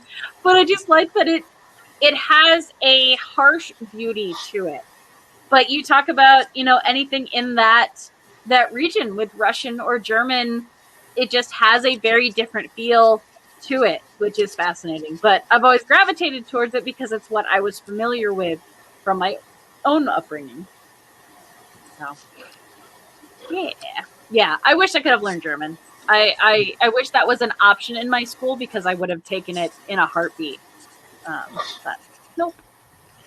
It's funny you talking so much about language. Now, my last job right before the pandemic was as I did translations for it was kind of metal. It was a graphic design cataloging, and I did all the translations for it. And I didn't have to know the translations because they were given to me. I just had to graphically put them in InDesign and make it all fit on the page. But it really helped to have that language background, learning Spanish, learning Japanese on my own, and I could just see how the sentences are supposed to line up. So there wasn't so much back and forth with the translator. I said, "Oh yes, this is how a Japanese sentence structure works." So I know typography wise, this will make it easier to read whenever it's in translation to a native speaker. Though I don't consider myself an expert, it was just a good skill to know, but it ended up giving me a job. No, that's awesome. And again, I think it's whenever I have people ask me about working as a professional artist, I think what I have found success in is being versatile enough where I've worked a lot of, we'll say, even art adjacent jobs. Like when I worked at the graphic design or the garment decorator place where I was doing art, but I was also doing a lot of other things. And I was learning how to design for embroidery or how to design for screen printing. And that wasn't exactly what I wanted to do, but it was I had a skill set that lent itself to it. So I was already at least aware of how to do some of this stuff. And then I just kind of learned on the fly how to do some of the other stuff. And it's interesting. And I think if you are struggling to find full-time consistent employment doing the exact thing that you want, being able to do something like you were saying, Idaho, that's a little bit kind of off from what you were planning, but is still, again, that art adjacent. Like you can find some interesting opportunities that aren't exactly what you were planning, but still teach you something new or just get you a new experience. Nothing that your skills are being validated. Yeah. Yes. Nothing that I planned on doing has ever come to fruition. I haven't had an animated job. Not work for Pixar now, of course. I was laughed at, and when I first came into the artist, I want to work for Pixar. They're like, no, like, well, it's a dream. You don't have to be a jerk about it. I know it's a dream, but I did at least like to be doing some animation, if only for myself. That's why I'm building this studio to try to get myself out there and do what I like to do, even if it's for nothing. Heck, Yeah. just recognition. Since everyone's been talking about animation so much, and it's really gotten me kind of introspective thinking because especially Idaho, you, and then also John, like their 2D animation. I also wish I could go back into animation, but then I fell in love with motion graphics, which I know that we had at, not to mention AAP again, but we had like a whole motion graphics division. And I think, well, if I could do it all over again, I would never have not done it. The experiences I had in the friend zone made it. But I found that taking what I knew from animation and applying it to motion graphics, I absolutely really love doing motion graphics. I had some really amazing gigs working for a number of TV studios in New York City and just kind of it wasn't Cartoon Network, it wasn't Disney, it wasn't seeing my 2D animation of my characters, but I was still seeing like effects animation, green screen, motion graphics, even Yep. just like when I worked for the nightly news, it was just like a really nice experience. And Who did I you actually really who did you work what? for in New York City? I worked for ITV Studios, Rise Television, NBC, and I did a few freelance for Comedy Central. Okay, cool. Yeah, no, I only asked because I worked at Animation Collective. They were down in around Midtown Manhattan for Oh, about a okay, year. yeah. When I worked for Arise, that was also Midtown. That was actually 35th and 6th, I think. And then at the time that I worked at ITV Studios, they were down in Lower Manhattan. I think they've moved since then. Um, Cool. but anyway, I going back to animation, and then also what Idaho mentioned about taking skills and applying them. I found like this really nice middle ground where I didn't realize I loved motion graphics, and I took our animation knowledge and I applied it to this, which gave me like the in the industry. But then I sort of stayed there, and I just really enjoy television. There's also no overtime in television, by the way. Maybe that has a lot to do with it, because if it doesn't work Mm. in the live news, Right. it You're doesn't there, work. and exactly. Yeah. And for those that have worked in well, I did not work at an animation studio. I worked at a game company. I worked at Vicarious Visions up in Albany for a while, and I had a lot of overtime there. And then when I found out what overtime felt like to never have again, it Mm, was nice. yeah. When were you up at VV? Um, it was right after I graduated AIP. In fact, I didn't get to go to my graduation because they shipped me off They pulled you right separately. out. Yeah. I was at Yeah. I was in Albany in '06 to '07, working at First Playable Productions in Troy, right next door Oh to no, Albany. I had a lot of friends that worked at First Playable. Yeah. Yeah, yeah. I It was never a got to. great it's a great little Sorry. studio, especially to get your start in. And they didn't really believe too much in overtime, which was really nice because it was right after that whole Sony blow up, where Yes. yeah, because that Erin was I actually ran into that. the woman who wrote the thing. She worked for First Playable, and Oh, did she? Okay. yeah, so we had a really big work life balance, pro work life balance type of environment, and I loved working in like a smaller studio, and then but it wasn't like I didn't want to work in video games. It's like when I went to when right before graduation, you go to your counselor there, and they're like, "What do you want to work in?" Anything but video games. And of course, the first thing I do right out of graduation is I go to a video game company and then intern there for like a year, and then I got my job at First Playable. So for like the first 2.5 years, right after graduation, I was working video games. And I was like, all right, I need to go find an animation job. So luckily one popped up down here. I just didn't know what it was going to turn into, and then You're so sick of my story.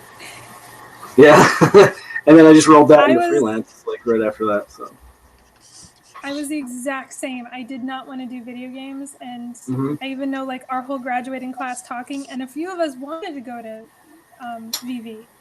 I know a Yeah, few students that we graduated with that were mentioning that as an option to go to, and I was like, I never want to do video games. I don't play video games. I don't understand like how to make them. I'm in it for. I was doing like environment art, not for video games, mm-hmm. but for film and everything. And then, um, if it's okay for me to share a personal story, that's kind of fun. To this day, I don't know how Vivi got my demo reel, and because I never applied to them. And I'm fairly certain it was one of our instructors at AIP that applied for me. Could be, But yeah. so I just got a call one day from their HR manager, like, "Hey, like we're gonna you know, we got your application, we're gonna fly you up. And I was like, oh, really? Okay. Yeah. If I knew then what I know now, I would have probably been able to handle it much better. But I'm pretty sure I had a like hyperventilating with her on the phone. Anyway, so yeah, I went up there right after graduation. I was there for a number of years, worked on a bunch of fun titles. I was really grateful for it, but video games was never what I wanted to do. Yeah. I like the fast turnaround time because I worked on a lot of I Mm-hmm. worked on console, but then I also worked on handheld, and the handheld was so much more fun because of the fast turnaround. And I just Yeah, that's realized all we that worked on. Oh, yeah, that's right. You guys did work. Yeah. Yeah, that's true. Because I got to see a few of your guys' projects.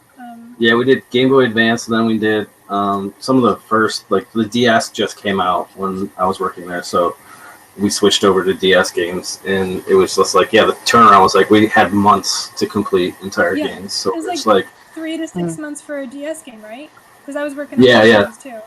yep. Yeah, and I loved that turnaround. And then the Yeah, and 3DS that's came out, and we did a few things for that.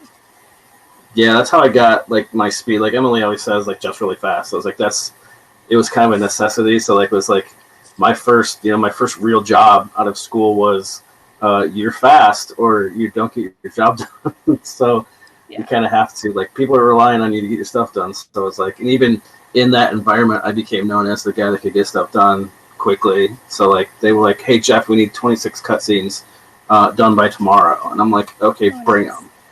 So like, but I mean, they were, just they were stills. They weren't like, any giant animation going on. But like, I was just like, all right, let's do this. Let's get this done. And they were like, here's what you got to do. And I'm like, all right. So similar, not quite. To kind of jump ahead a little bit, that because I did like the fast turnaround of the console, of the handheld versus console, and the DS. But then I went into television, and the turnaround was like hours, and exactly immediate, yeah. Sort of like, because for example, live television, is going to go on the air at 6, so I show up around 3 o'clock, and I have from 3 to 6, 3 hours to get all of the graphics. If there's a reenactment they need, if there's a map to some country that has some sort of thing going on, like this, that, and the other thing, I have 3 hours to make everything, and I found time management, like my time management skills spiked so high. And, you have your first month of panic attacks, but then once you get used to it, you're able to, when they come in, it's like, okay, we just had like a breaking news story, we need this, that, and the other thing, how long is it going to take you? And you can say, that is going to take me exactly 10 minutes and 30 seconds. And it'll be a Python machine, and you can put it on air. And that was stressful, but it was also so nice to have that quick turnaround, and I actually do kind of crave that now that I don't have it. Yeah. Not the panic attack part. But yeah, what you're saying with that getting really fast, I'm not fast with 2D art because I don't consider myself professionally a 2D artist. But like, you give me After Effects or 3D Max, and I'll like zip you up, whatever that needs. Yeah. And I think that's what drives me nuts the most about freelancing is waiting. So like, you get these clients that we need this, and then you do it, and then you don't hear from them for a couple of days, and you're sitting here going, what did I just rush for? And now I'm sitting on this. Like, I had a client not that long ago was like, we need these 8 illustrations done. We need them done in 2 days because I have a meeting on Wednesday morning with the guys who are going to approve them. So, you bust your butt to get them done, pass them off to them on Tuesday, and you don't hear from them like by Friday, and you're like, hey, were there any revisions that need to be done on those? He's like, oh, I didn't get a chance to show them to my team yet. I'm like, what are you talking about? You said you needed them on Wednesday to do exactly that. So it's like, it's that rush, and then it's the hurry up and wait. Yeah. Hurry up and wait. Oh, that's annoying. So one of my favorite stories from my time at Animation Collective was, like, most of the time I was working remotely. I'm in upstate New York, and I would occasionally travel down there for a week and work in-house. And I always loved doing that. And there was this one day where we're just working on our respective assignments for different scenes, and like there was like a live action side of the production and then we handled all of like the art assets. So we're going along, and early in the day, one of the producers comes in. He's like, "All right, everybody, you got to stop what you're doing. We have to do some new shit." And he's just like rubbing the bridge of his nose, like this huge migraine is coming on, because the live action side of it, the producers that were shooting a scene in a comic book store, and they didn't have any rights to any of the actual comic books that you would find in the comic book store. And what they had done is they had sent out on the internet this sort of contest that said, "Hey, design comic covers, artists of the internet, and send it back to us, and your stuff could get on television because we'll use it in these scenes." And one of the key components of their little contest was that anything that was submitted to them, the producers would own. Mm-hmm. Wow. So nobody in their right mind actually submitted anything, and they found themselves without any assets to use in this scene. So they're under the gun. They're like, "Oh, our plan totally failed," and our producers are just like, "God damn it, these guys! They did it again," because apparently they just had an MO for fucking things up. And so we ended up just sitting there, like everybody in the studio, no matter the show that we were working on, no matter the piece of the show that needed to be done, we all just did these fake comic book covers all day because they were shooting at like 5 o'clock in the evening, and they couldn't reschedule it. Wow. And we came up with some funny shit. Like I had one. It was like a sketch. It started out as a sketch of Orson Welles in Macbeth with his like really crazy crown and coat. And it's a sketch that I had done like months before. So I threw a space in the background and made it more like futuristic and just called it Space King. And I knocked it out like no time. One of my buddies, Mike, he just sketched out these really funny covers. There was one that was Penguin Gunfighter, and it was a realistically rendered penguin wearing a holster and 6-gun and a cowboy hat. I'd read it. Is this Right? is this Mike Garland? No, this was Mike. Okay. This was Mike Shoykit. I don't know what Mike Shoykit's up to these days, but you know Mike Garland? Yeah. Yeah. Okay. Yeah, he's a great dude. Yeah, no, he's a good buddy of mine. I've sort of worked with him a little bit before. No, I miss that guy. He moved out to LA recently. I know, and is all like happy with his relationship and his work life. Like, what a dick. I'm really gonna miss him bitching about stuff. Yeah. Oh, that's too funny. So I want to segue to the side here. So Simkin says in chat, he should get everyone's contact info. Would you guys be willing to do mock interviews with artists from my program? Give them good feedback about getting work in the industry. So Simkin is actually I believe he is a video game arts instructor. I'm sorry, Simkin, I don't know your official title. I realized that halfway through that sentence. But if anybody is interested, I can definitely get us connected. If any artist here or the extent of Doodle Crew is interested, I know I can speak for me personally. I would be happy to talk to the kids about. I know they're not kids; they're kids to me because they're at least 10 years younger than me. But I'd be happy to talk to them about working professionally and stuff like that. So that's definitely okay. So official title is coordinator for the interactive media and game design program. That sounds Why can't you remember that? That's a very short title to remember. It's not long at all.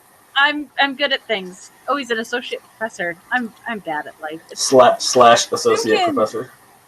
We're the same.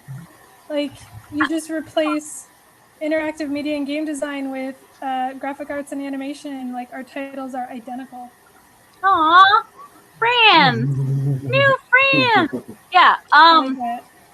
Simkin hit me up in Discord if we're not already friends. I will invite you to the Swanberger server, and then I can get you hooked up with connected with all the artists and stuff. Because yeah, that'd be dope.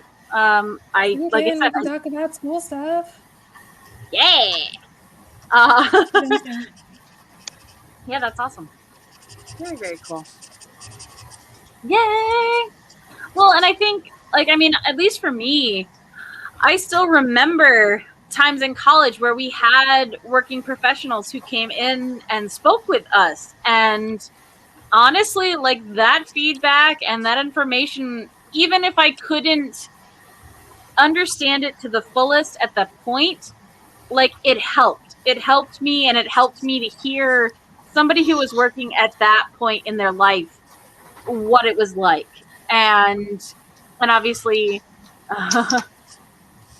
ooh, yes, Mayor Squish. So if again, we're gonna throw this out. No, I super appreciate the recommendation. I think that's awesome. So what we might end up doing, this involves Simkin too, and anybody, if anyone would be interested, we will probably adapt and add a new channel to the Discord that's specifically for networking and opportunities like this. With if anybody is willing to speak or connect, or if Simkin has students who want to talk to working professional artists, like it's up to you guys how available you want to make yourselves, but no, I'm all for that. Again, even as silly as it is, if I can be someone who'd be like, okay, kids, here's what not to do, learn from me, then I count that as a win. Yeah, don't drink so much in college, kids. You kill a lot of brain cells. It's fine. All I can think of is the scene in Love Actually where Bill Nighy's talking about, he's like, when he's talking about drugs, he's like, become a pop star and they'll give them to you for free. It starts out all innocently too. He's like, kids, don't buy drugs. Become a rock star and they'll give them to you for free.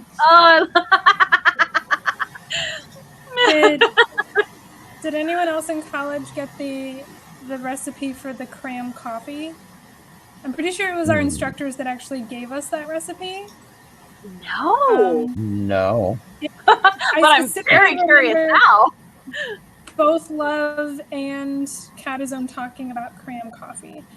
It's where you make normal, like, dark roast coffee, but you put, back then it was Surge energy drinks through the filter rather than water. Oh, God. Surge and Monster, or no, it wasn't. There was something else. There was Surge and there was one other, but like they were so bad for you. They were so bad. So bad. It was like Red Bull, Surge, whatever. So you run that through the filter instead of water. Then you have to take it's chocolate syrup and pixie sticks to flavor it, because otherwise you won't be able to drink it. And then you take these wake tabs that they use for like to keep truck drivers awake, and you crumble them up and mix them in. And this was cram coffee, and you're wired for 3 days, but you get your 3-second animation done. Done. Just do cocaine at that point. Like, what are you doing? Yeah, coke sounds a lot safer. Right. Jeez. Anyway, wow. I remember them like giving that recipe to students, and I don't know if any student actually tried it, but there was that coffee machine in the tutor lab, Emily. I know you. Oh, yeah. Yeah, I consumed a lot of questionable coffee out of the tutor lab. I drank so much coffee. I remember the first time a lovely girl named Aurora gave me a caffeine pill. And she's like, no, it shouldn't be that bad. You drink, right? I haven't talked to her in 15 years, but she was lovely. I was so fucking jazzed off of that. Like, I couldn't stop shaking. I'm like, oh, I'm dying. My heart might explode. I've become full hummingbird. And she's like, oh, yeah, that can happen sometimes. I was like, shit, dude, you're trying to kill me. Yeah. Well, and I know for a while, like, you talk about it was like the no-dos and stuff like that, like the stuff that the truckers would take to stay awake. Like, they went in and rehauled all of that because it was legit just cocaine. Like, You were just Speed now. yeah, you were just consuming speed. And they're like, maybe we shouldn't do that for people who are driving big rigs, maybe? Yeah, or really tired college students. I mean, we had substantially less at risk than, the big rig drivers, but still, they probably should worry about our health too, maybe. Yeah, no, I trashed a lot of my immune system from my terrible diet in college. Do we want to play the game of who pulled the longest all-nighter? Because Oh God. I feel like I would. So Dell says a friend of mine from college used to buy bottled Starbucks frappes and chocolate covered coffee beans, 15 for $1. Pop open the fraps, drink enough of it to drop all 15 beans in, and shake and chug. Oh my God. Yeah, so Trader Joe's has delicious chocolate covered espresso beans, but there are times when I'm at Comic-Con and I have not eaten enough, and I will bring those espresso beans with me because I need a little bit of boost. And will say, whomever is sitting with me at my table is like, Emily, you're not breathing. You're just like out when you're talking, you're not breathing back in. Like, you need to calm down. You're scaring the customers because you haven't stopped talking. And I'm like, oh, I guess the caffeine kicked in. Oh, so yeah, kids, be careful with caffeine. It's no joke. Oh boy. My body can't handle caffeine anymore, like at all. What you want to talk about the consequences of caffeine? Appendicitis 2 years ago, Oh no.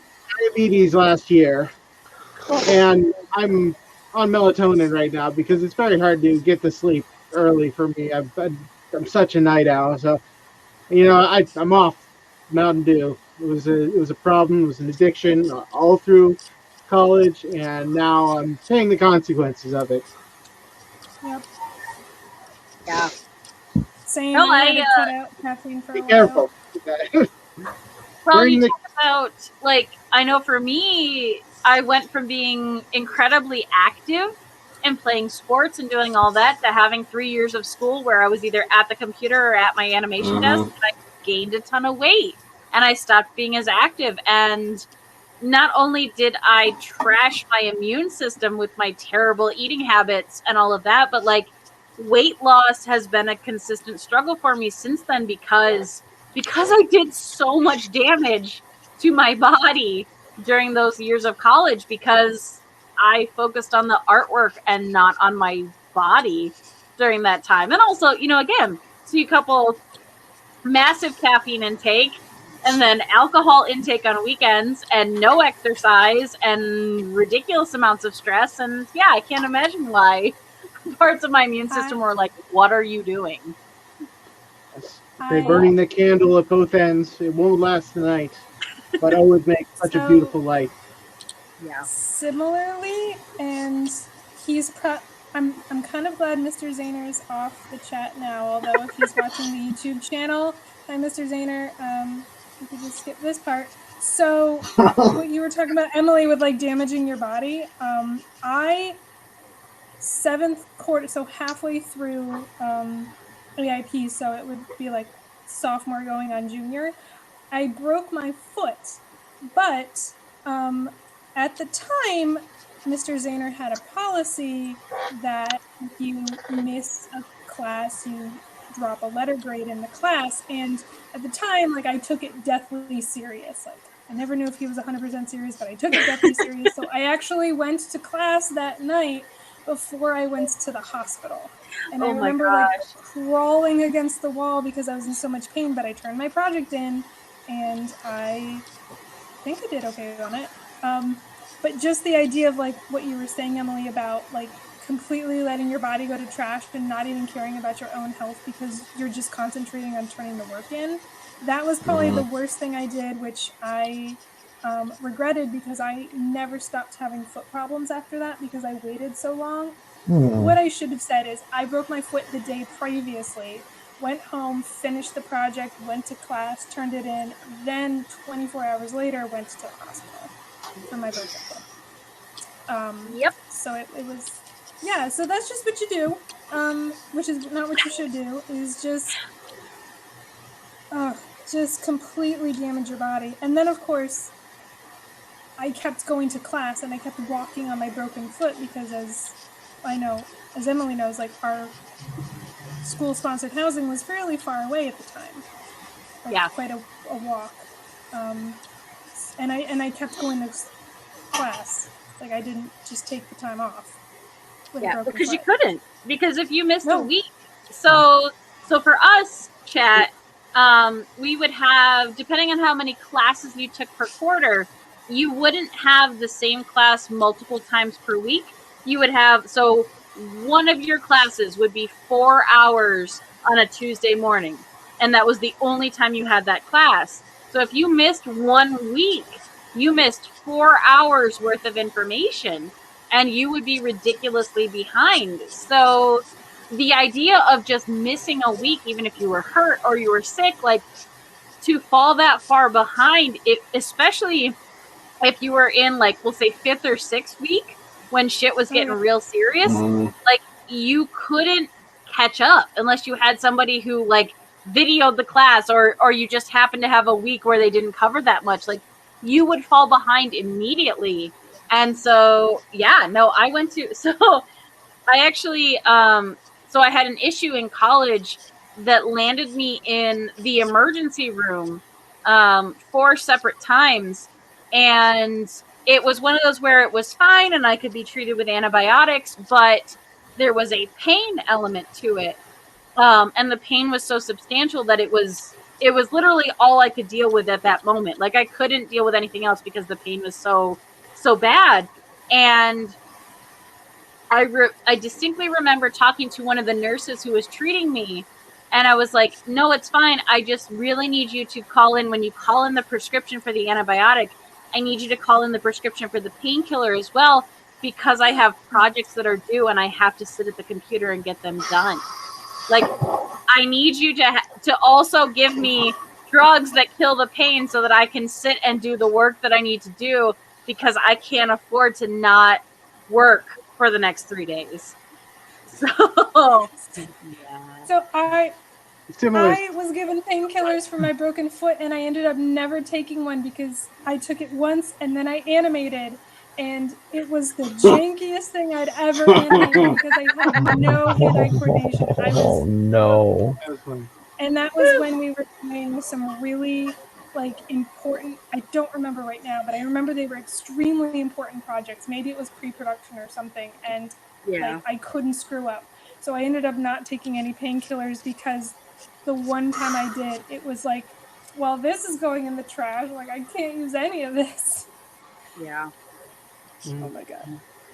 Yeah. But I'm glad that you had painkillers, and I'm glad that they worked for you. And that sounds So we'll say, so it was not an exterior thing that could be visibly seen, but so again, I went to a few different medical centers in Pittsburgh, but one of the last ones that I ended up with in the emergency room, so they clipped the BP monitor on your finger, and I had explained to them that I was in about a 9 out of 10 on the pain scale, and they're like, wow. Are you sure?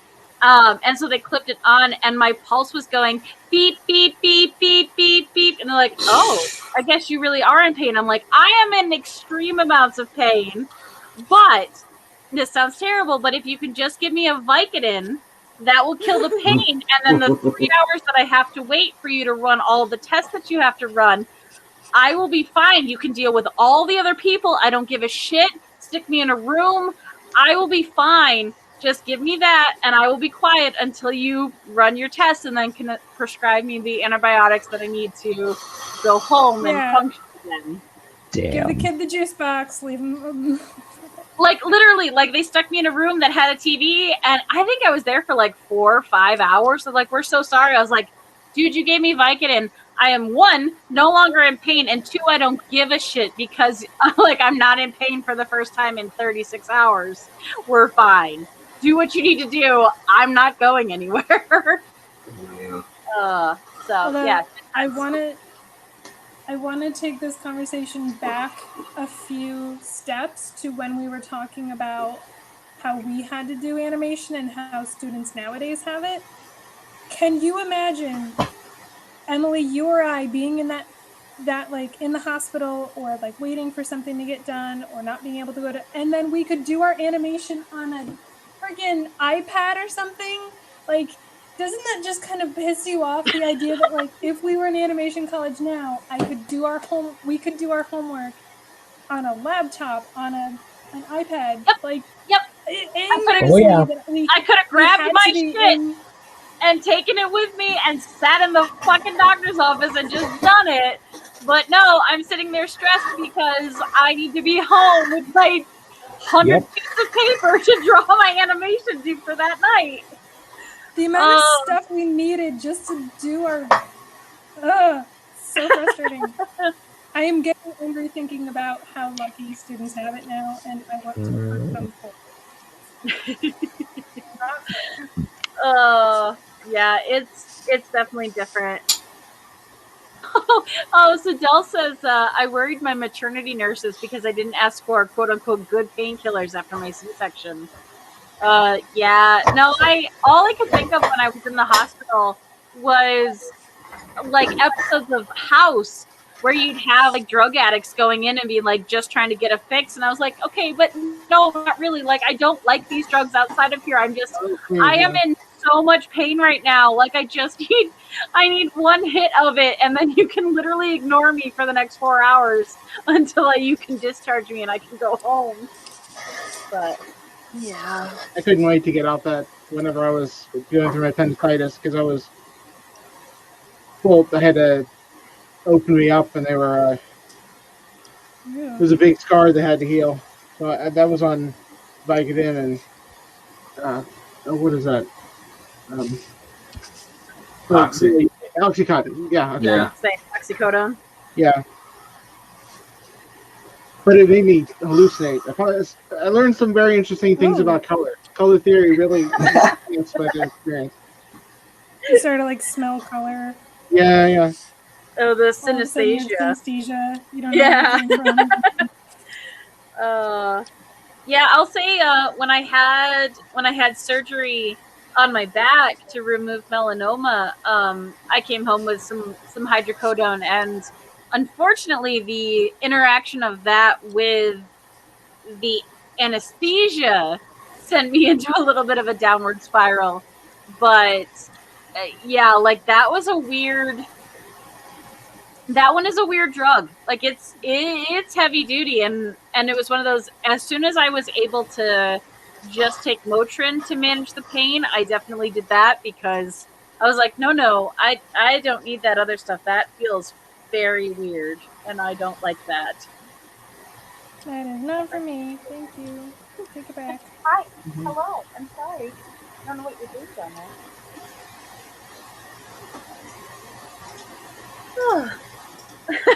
So, go ahead.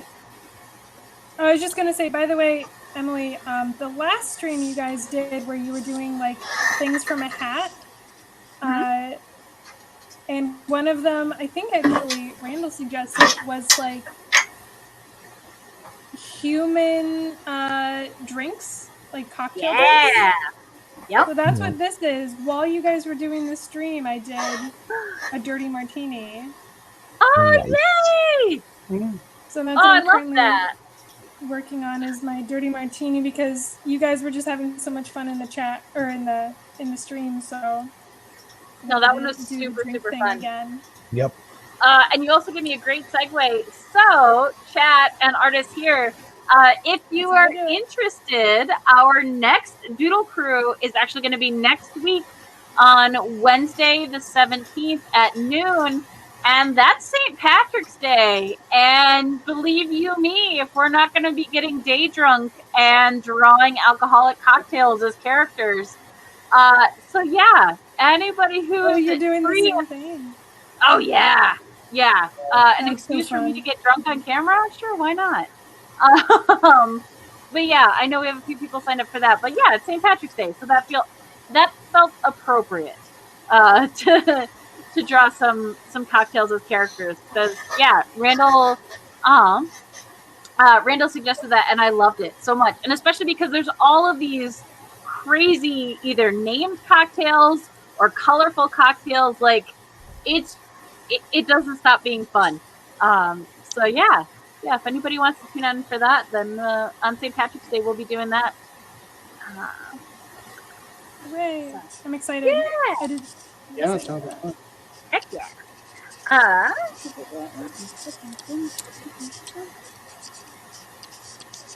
See, it was almost like we planned that. Right? I love it. So I am going to. Here we go. I'm gonna try. There we go. So switch over to me a little bit. I will. I'll keep it quick because honestly, you guys covered a lot of very similar things that I do as well. So for me in school, as I've kind of talked about a little bit, I was definitely much more 2D than I was 3D. I went to college specifically for 2D animation, and I was a little bit heartbroken with how much 3D animation I had to learn. And as I've said, I was not good at it. I didn't like it. I didn't excel at it, and I stressed about it a lot. So, for my final production for my demo reel, it was all 2D or Flash because Flash was about the only computer side of animation that I was comfortable in.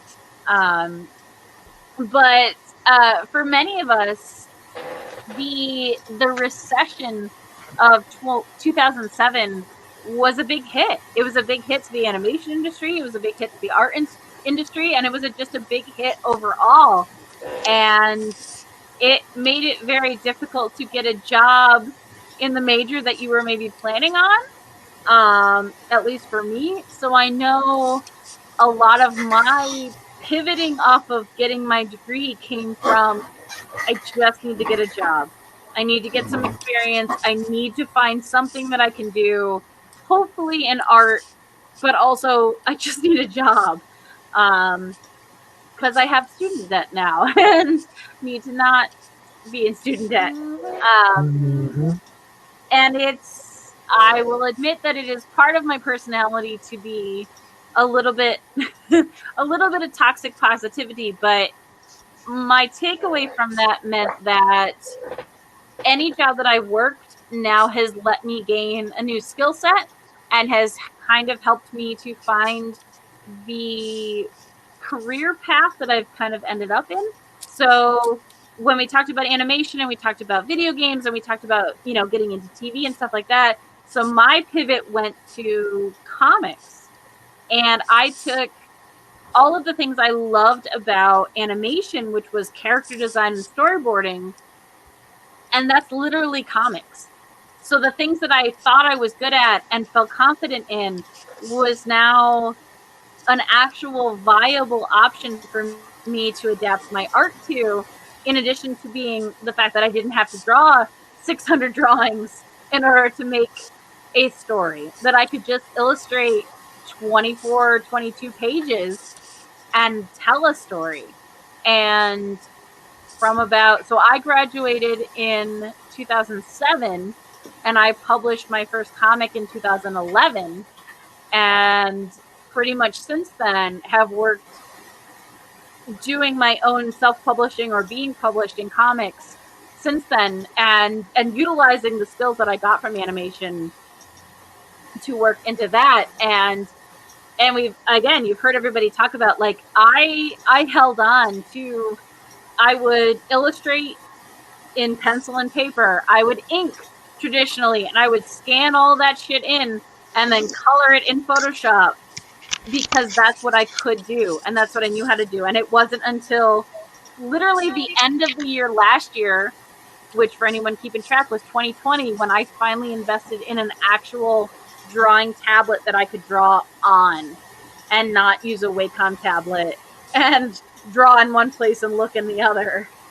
And just even with that, like, that has changed so much with the speed in which I can get stuff done. And unfortunately, again, there's not been actual physical Comic-Cons for probably going to be about 2 years.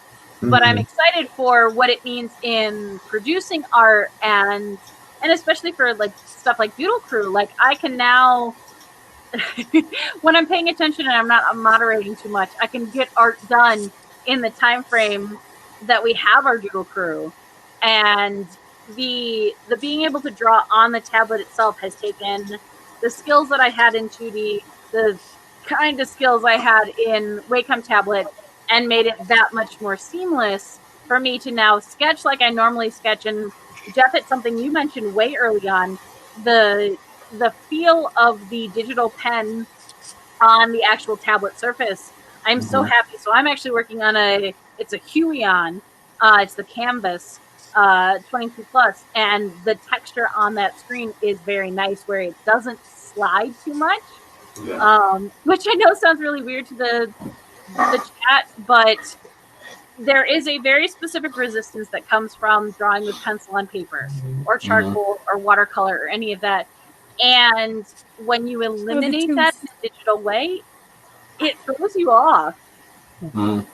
So there was a learning curve with that, but it, like, and again, Jeff, you said it with, drawing and scanning and then cleaning up and coloring. Like all of a sudden now I can do my roughs in a layer on Clip Studio. And then I, like, even what I've been doing tonight, I can switch over so you can see, I don't know where I hit it. So I had my, you had my super rough sketches. So like Idaho, I work really sketchy. I scribble a lot. I don't make perfect lines. I really kind of like work out where my lines are going to go. And then immediately I can just add another layer that is my cleaned up inks, which is something that would have taken either me using a light box or scanning in my sketch and then tracing over in a digital media. Like now I can do all of that in one place, in one time, seamlessly.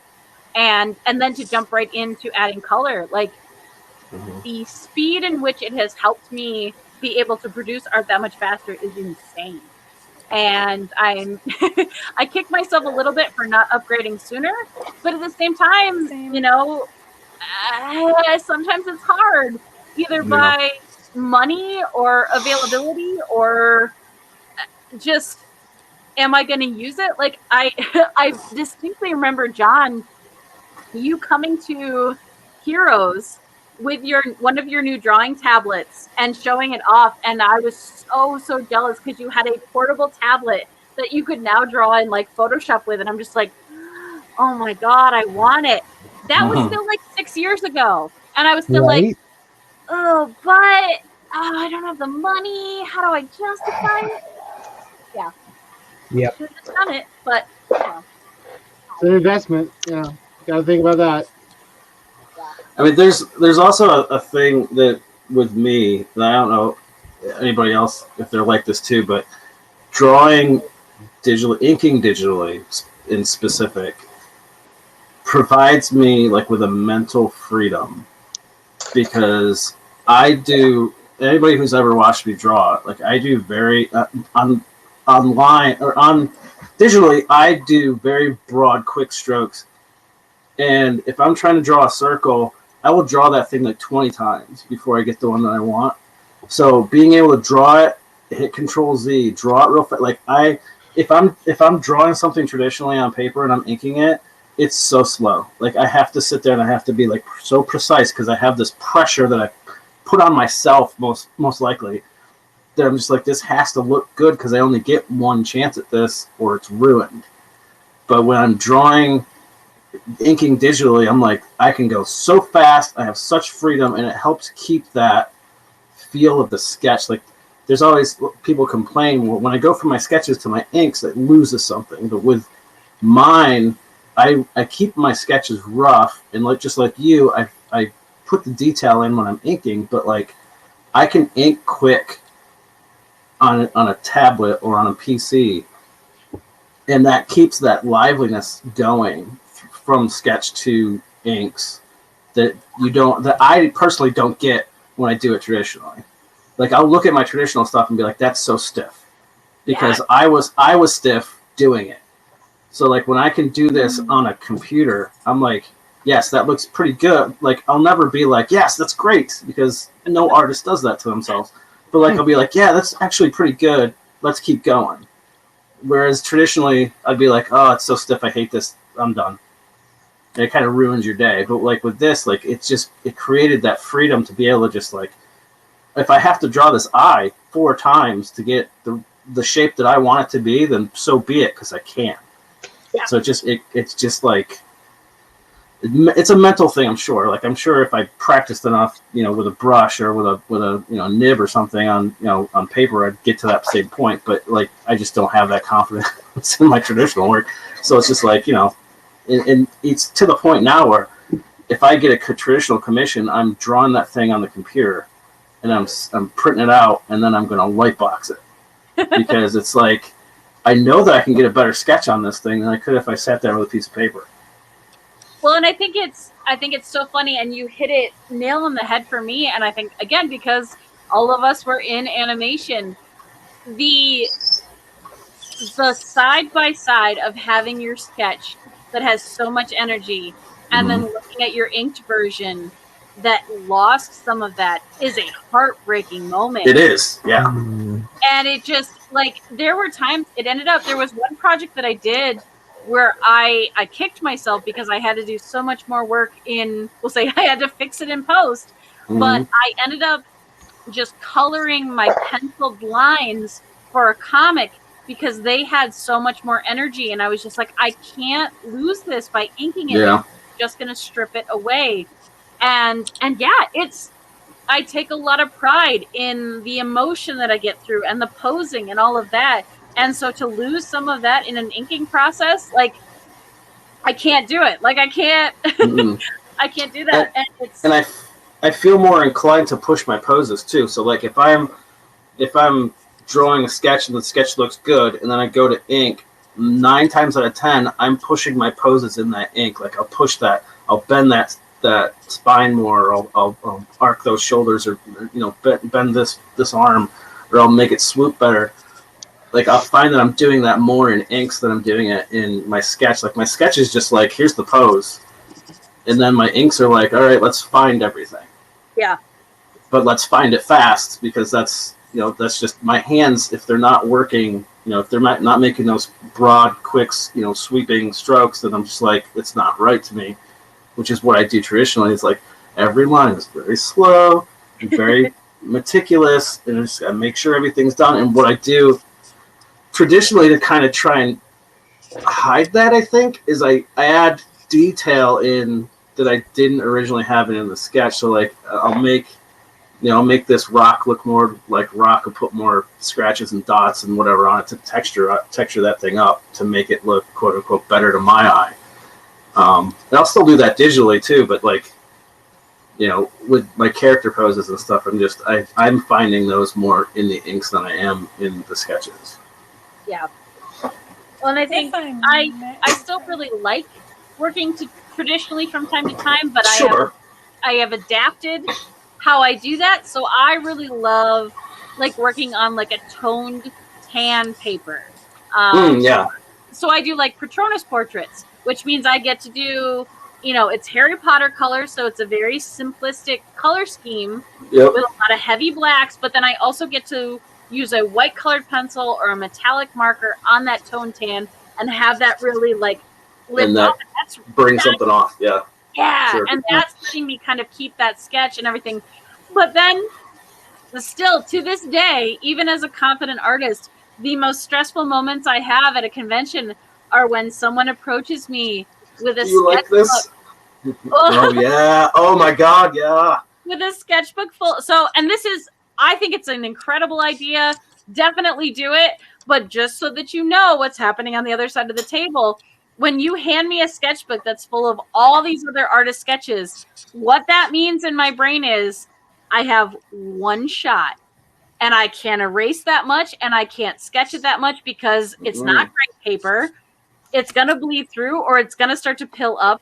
So I will neurotically sketch what I'm going to draw for a final. on scrap sheets of paper before I ever touch that final, because as soon as I lay it down, that's it. That's the chance that I've got. And it's just like, so that's one where I'm just like, I know in my brain, I know I can do it, but it still fills me with such stress and dread because I'm like, please don't mess this up. Please don't mess this up. And especially because you always look through all the other pages beforehand and see all the other incredible art that they've gotten, and you're just like, cool, I'm a fucking hack. I had a guy send me a sketchbook last year, and it seriously took me 6 months to get him back his commission, and this is why. It's a sketchbook that he has had forever. He when he sent it, he insured that thing for like $200 or whatever. And he's like, okay, he's like, take your time doing it. So of course, like you said, I opened it up and I looked. He had a Stan Sakai in there.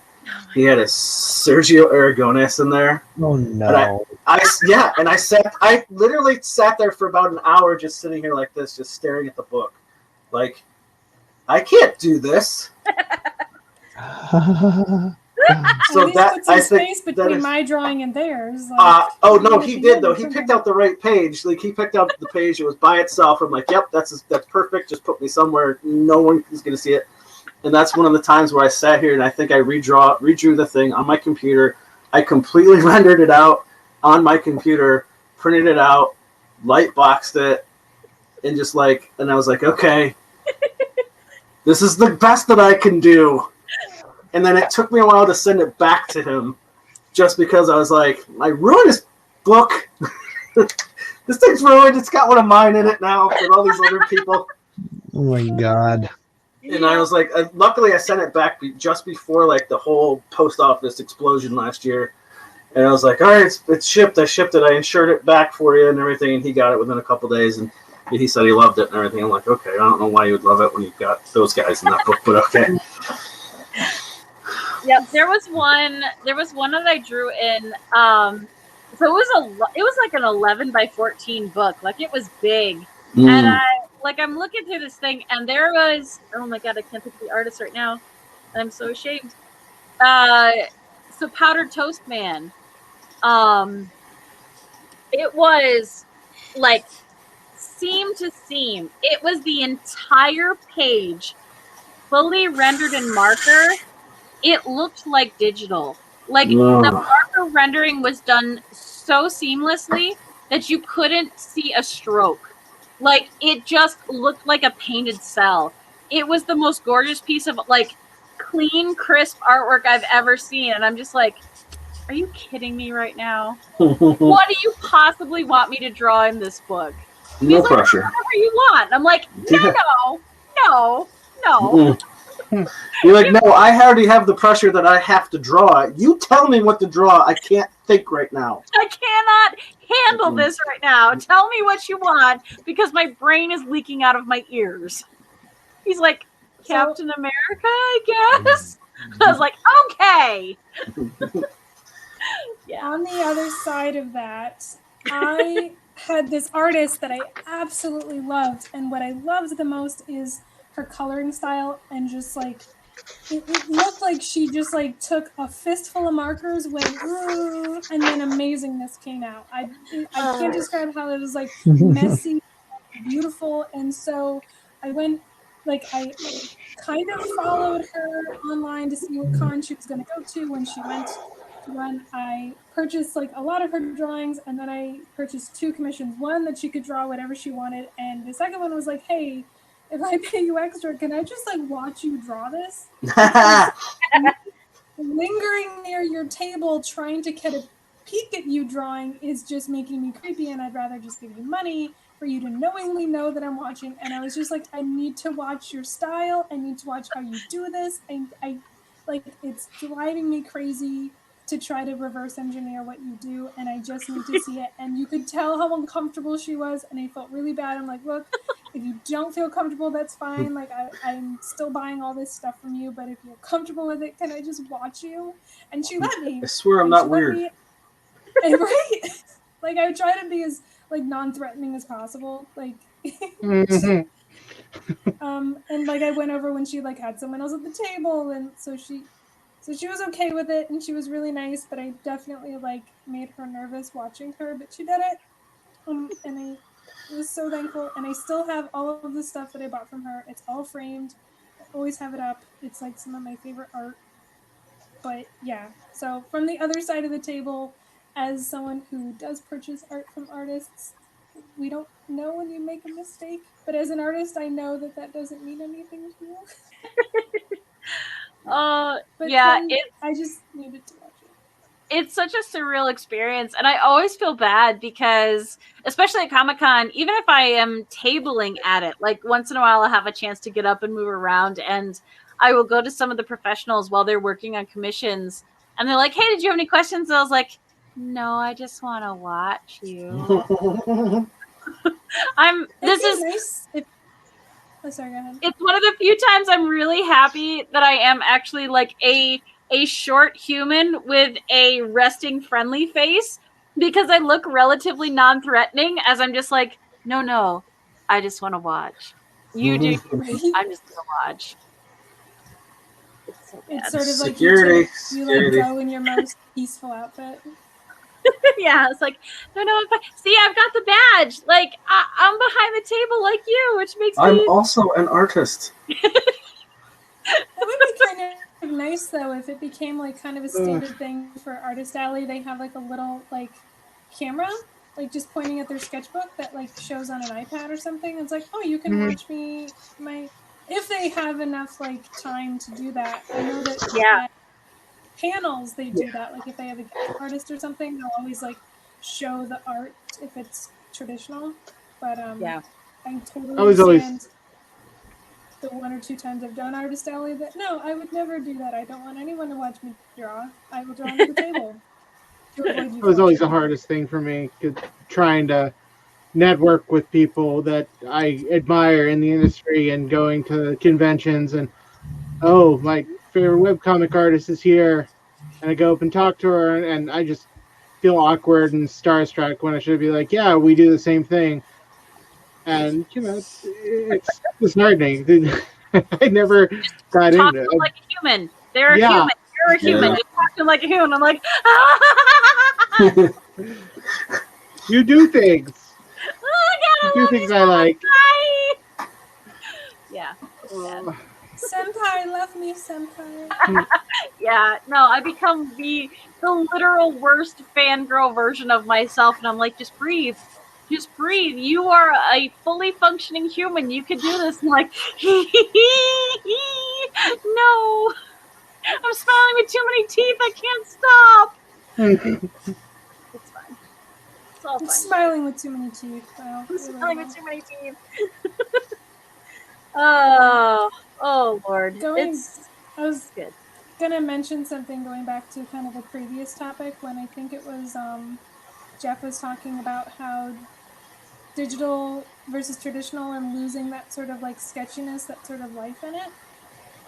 And sharing a personal workaround with that is, I don't know if anyone else can relate, but when I had my Cintiq, my drawing tablet, my Wacom, I felt like there was so much pressure to be good with that I would always lose the life in a drawing because I was concentrating too much on making like the lines perfect and Control Z and getting the nice fluidity. In the past year, I got an iPad that I didn't really want, and I ended up downloading a few drawing things on it and getting one of the Apple pencils. And I have found if I do my rough sketch on the iPad where I have no stakes, no stress, it's just on my couch, like I barely have any tools but the regular pen tool. I find that it gives me a lot less to worry about, and I'm able to keep that life. And in fact, just about every sketch I do nowadays, including like the ones I've done today, like, oh god, you can't even see it because of my glare, but I draw them on the iPad first, super rough, and then I always translate them to my tablet. And I've found that lack of pressure of having like a stronger device, like a weak device that has fewer options, gives me that. I don't know if that's relatable to anyone else to like. No, but it makes a lot of sense, and I think It's if the takeaway is anything where a lot of this is literally just us finding workarounds to get our brains to effectively talk to our hands. Yeah. Yeah, that's I view it as like the iPad is like drawing on notebook paper, where your notebook paper drawings always seem really, really nice, and then your sketchbook drawings always seem really shitty. Yep, So it's because like it didn't matter. It's already got lines through it, so right. It doesn't matter. So that pressure is taken away because it doesn't matter. It's a crappy iPad. Yeah, with, like, those ballpoint pen sketches on lined paper were always better than anything I ever put in a sketchbook. Is maddening. For a while there, I stopped using pencils and I only sketched with ballpoint pens because I could get to the point where I had like, you know, a lighter touch on the sketches, and then I could line them in darker and push harder, and I could get like different, you know, darknesses from a stupid ballpoint Bic than I could from you know, anything else. Yeah. And I think it's oh yes, Mayor Squitch, love a good ballpoint drawing. Yeah. No, those times where, and it is so infuriating because the logic side of my brain understands that, like, if I just go into a sketch being like, I don't care, it'll be fine. But at the same time, like you were saying, Kristen, like if I'm sitting in front of, you know, my $100 tablet and I'm like, well, it needs to be at least good enough to justify drawing on this tablet, which is bullshit. Yeah. But my brain says, like, no, this means that you're a professional and whatever comes out of your pen has to be professional. But I'll draw on the back of a friggin' receipt and draw a great little face that I'm super happy with. So it is literally like reprogramming the parts of your brain to be like, no, it's okay. It's literally okay to sketch in this digital program just like you sketched on bullshit pieces of paper because it's okay. But it's the training process. I couldn't word it. You worded it perfectly, though. Yes. It's exactly just like, you need to do a drawing worthy of the device you're using. And it's like, no, I don't. Why does my brain think this? You don't. You could just draw bullshit. It's fine. So, yeah. And it is funny because there are so many times where I will sit down and it comes so easy and I'm just like, yep, okay, I'm in the groove. And then there are other times where I'm like, just relax. And my brain's like, yeah, we're not going to do that. We are very stressed right now. And it needs to be perfect. And we're going to be really upset if it's not perfect. And I'm like, that's unfortunate. I wish you weren't that way. Your brain tells you early on, we're going to be really upset if you don't get this right. It's like, well, you better start getting upset now because I can tell you what's going to happen in 10 minutes. You're going to abandon this drawing, not touch it for 3 months, and go downstairs and then finish watching Boruto or whatever. Yep. I'm going to turn off my tablet and go over to the couch and curl up and pretend that I'm a slug for the next 6 hours. It's fine. Well, this was awesome. Thank you so much, everybody. This was great. It was so fun chatting with you. Also, thank you, Art Institute of Pittsburgh, for indirectly connecting me to all these amazing people. I had so much fun chatting. So I'm going to go around again and just have everybody say where people can find you and follow you. And we are going to work on, so shout out to Simkin, we are going to work on, we'll say professional networking for the professional side of us where we don't swear quite as much. But Jeff, where can people find you? I'm on Twitter at gmunny, GMUNNY. I am on Instagram at JeffMunn. I am on Patreon at patreon.com/pocketscience. And if you want to just check out any of my work, it's my portfolio site is jeffmunn.com. So I'm mostly active on Twitter and Instagram, and other stuff I just kind of linger on. Now, are your commissions still open? Sure. I have nothing really going on right now. So for a while, I was gonna have commissions open just very shortly for like a week, but a client is dragging their feet on signing a new contract. So I'm kind of wide open for this week at the very least. So if anybody's looking for commissions, feel free to hit me up on anything. Yeah, that's awesome. Kristen, where can they find you? So you can find me as Kia Creations on just about everything, though I mainly hang out on Instagram and I sometimes linger on Tumblr. And eventually I am hoping to start my own Twitch channel, if nothing else, to get me more into drawing, because as I said during this stream, I want to get better at my 2D drawing. So I think that since Doodle Crew has been such a good inspiration to me already, I even changed my hotkeys, that it would then also help me get back into 2D drawing. So Instagram for now, Twitch in the future. Heck yeah. So there's that Twitch. So again, as we've said many times, throw it a follow, because when Kristen does end up going live, then you will be notified, and it's just easy. And our our special guest, John, where can people find you? So my website, johnhefner.com, that's got my illustration stuff on it right now. That really needs to be updated. But best place, I guess, is Instagram, which is just at John Hefner. That spelling. That spelling. That spelling right there. Heck yeah. That's awesome. And are you posting any of your animations right now, or are they all still kind of staying?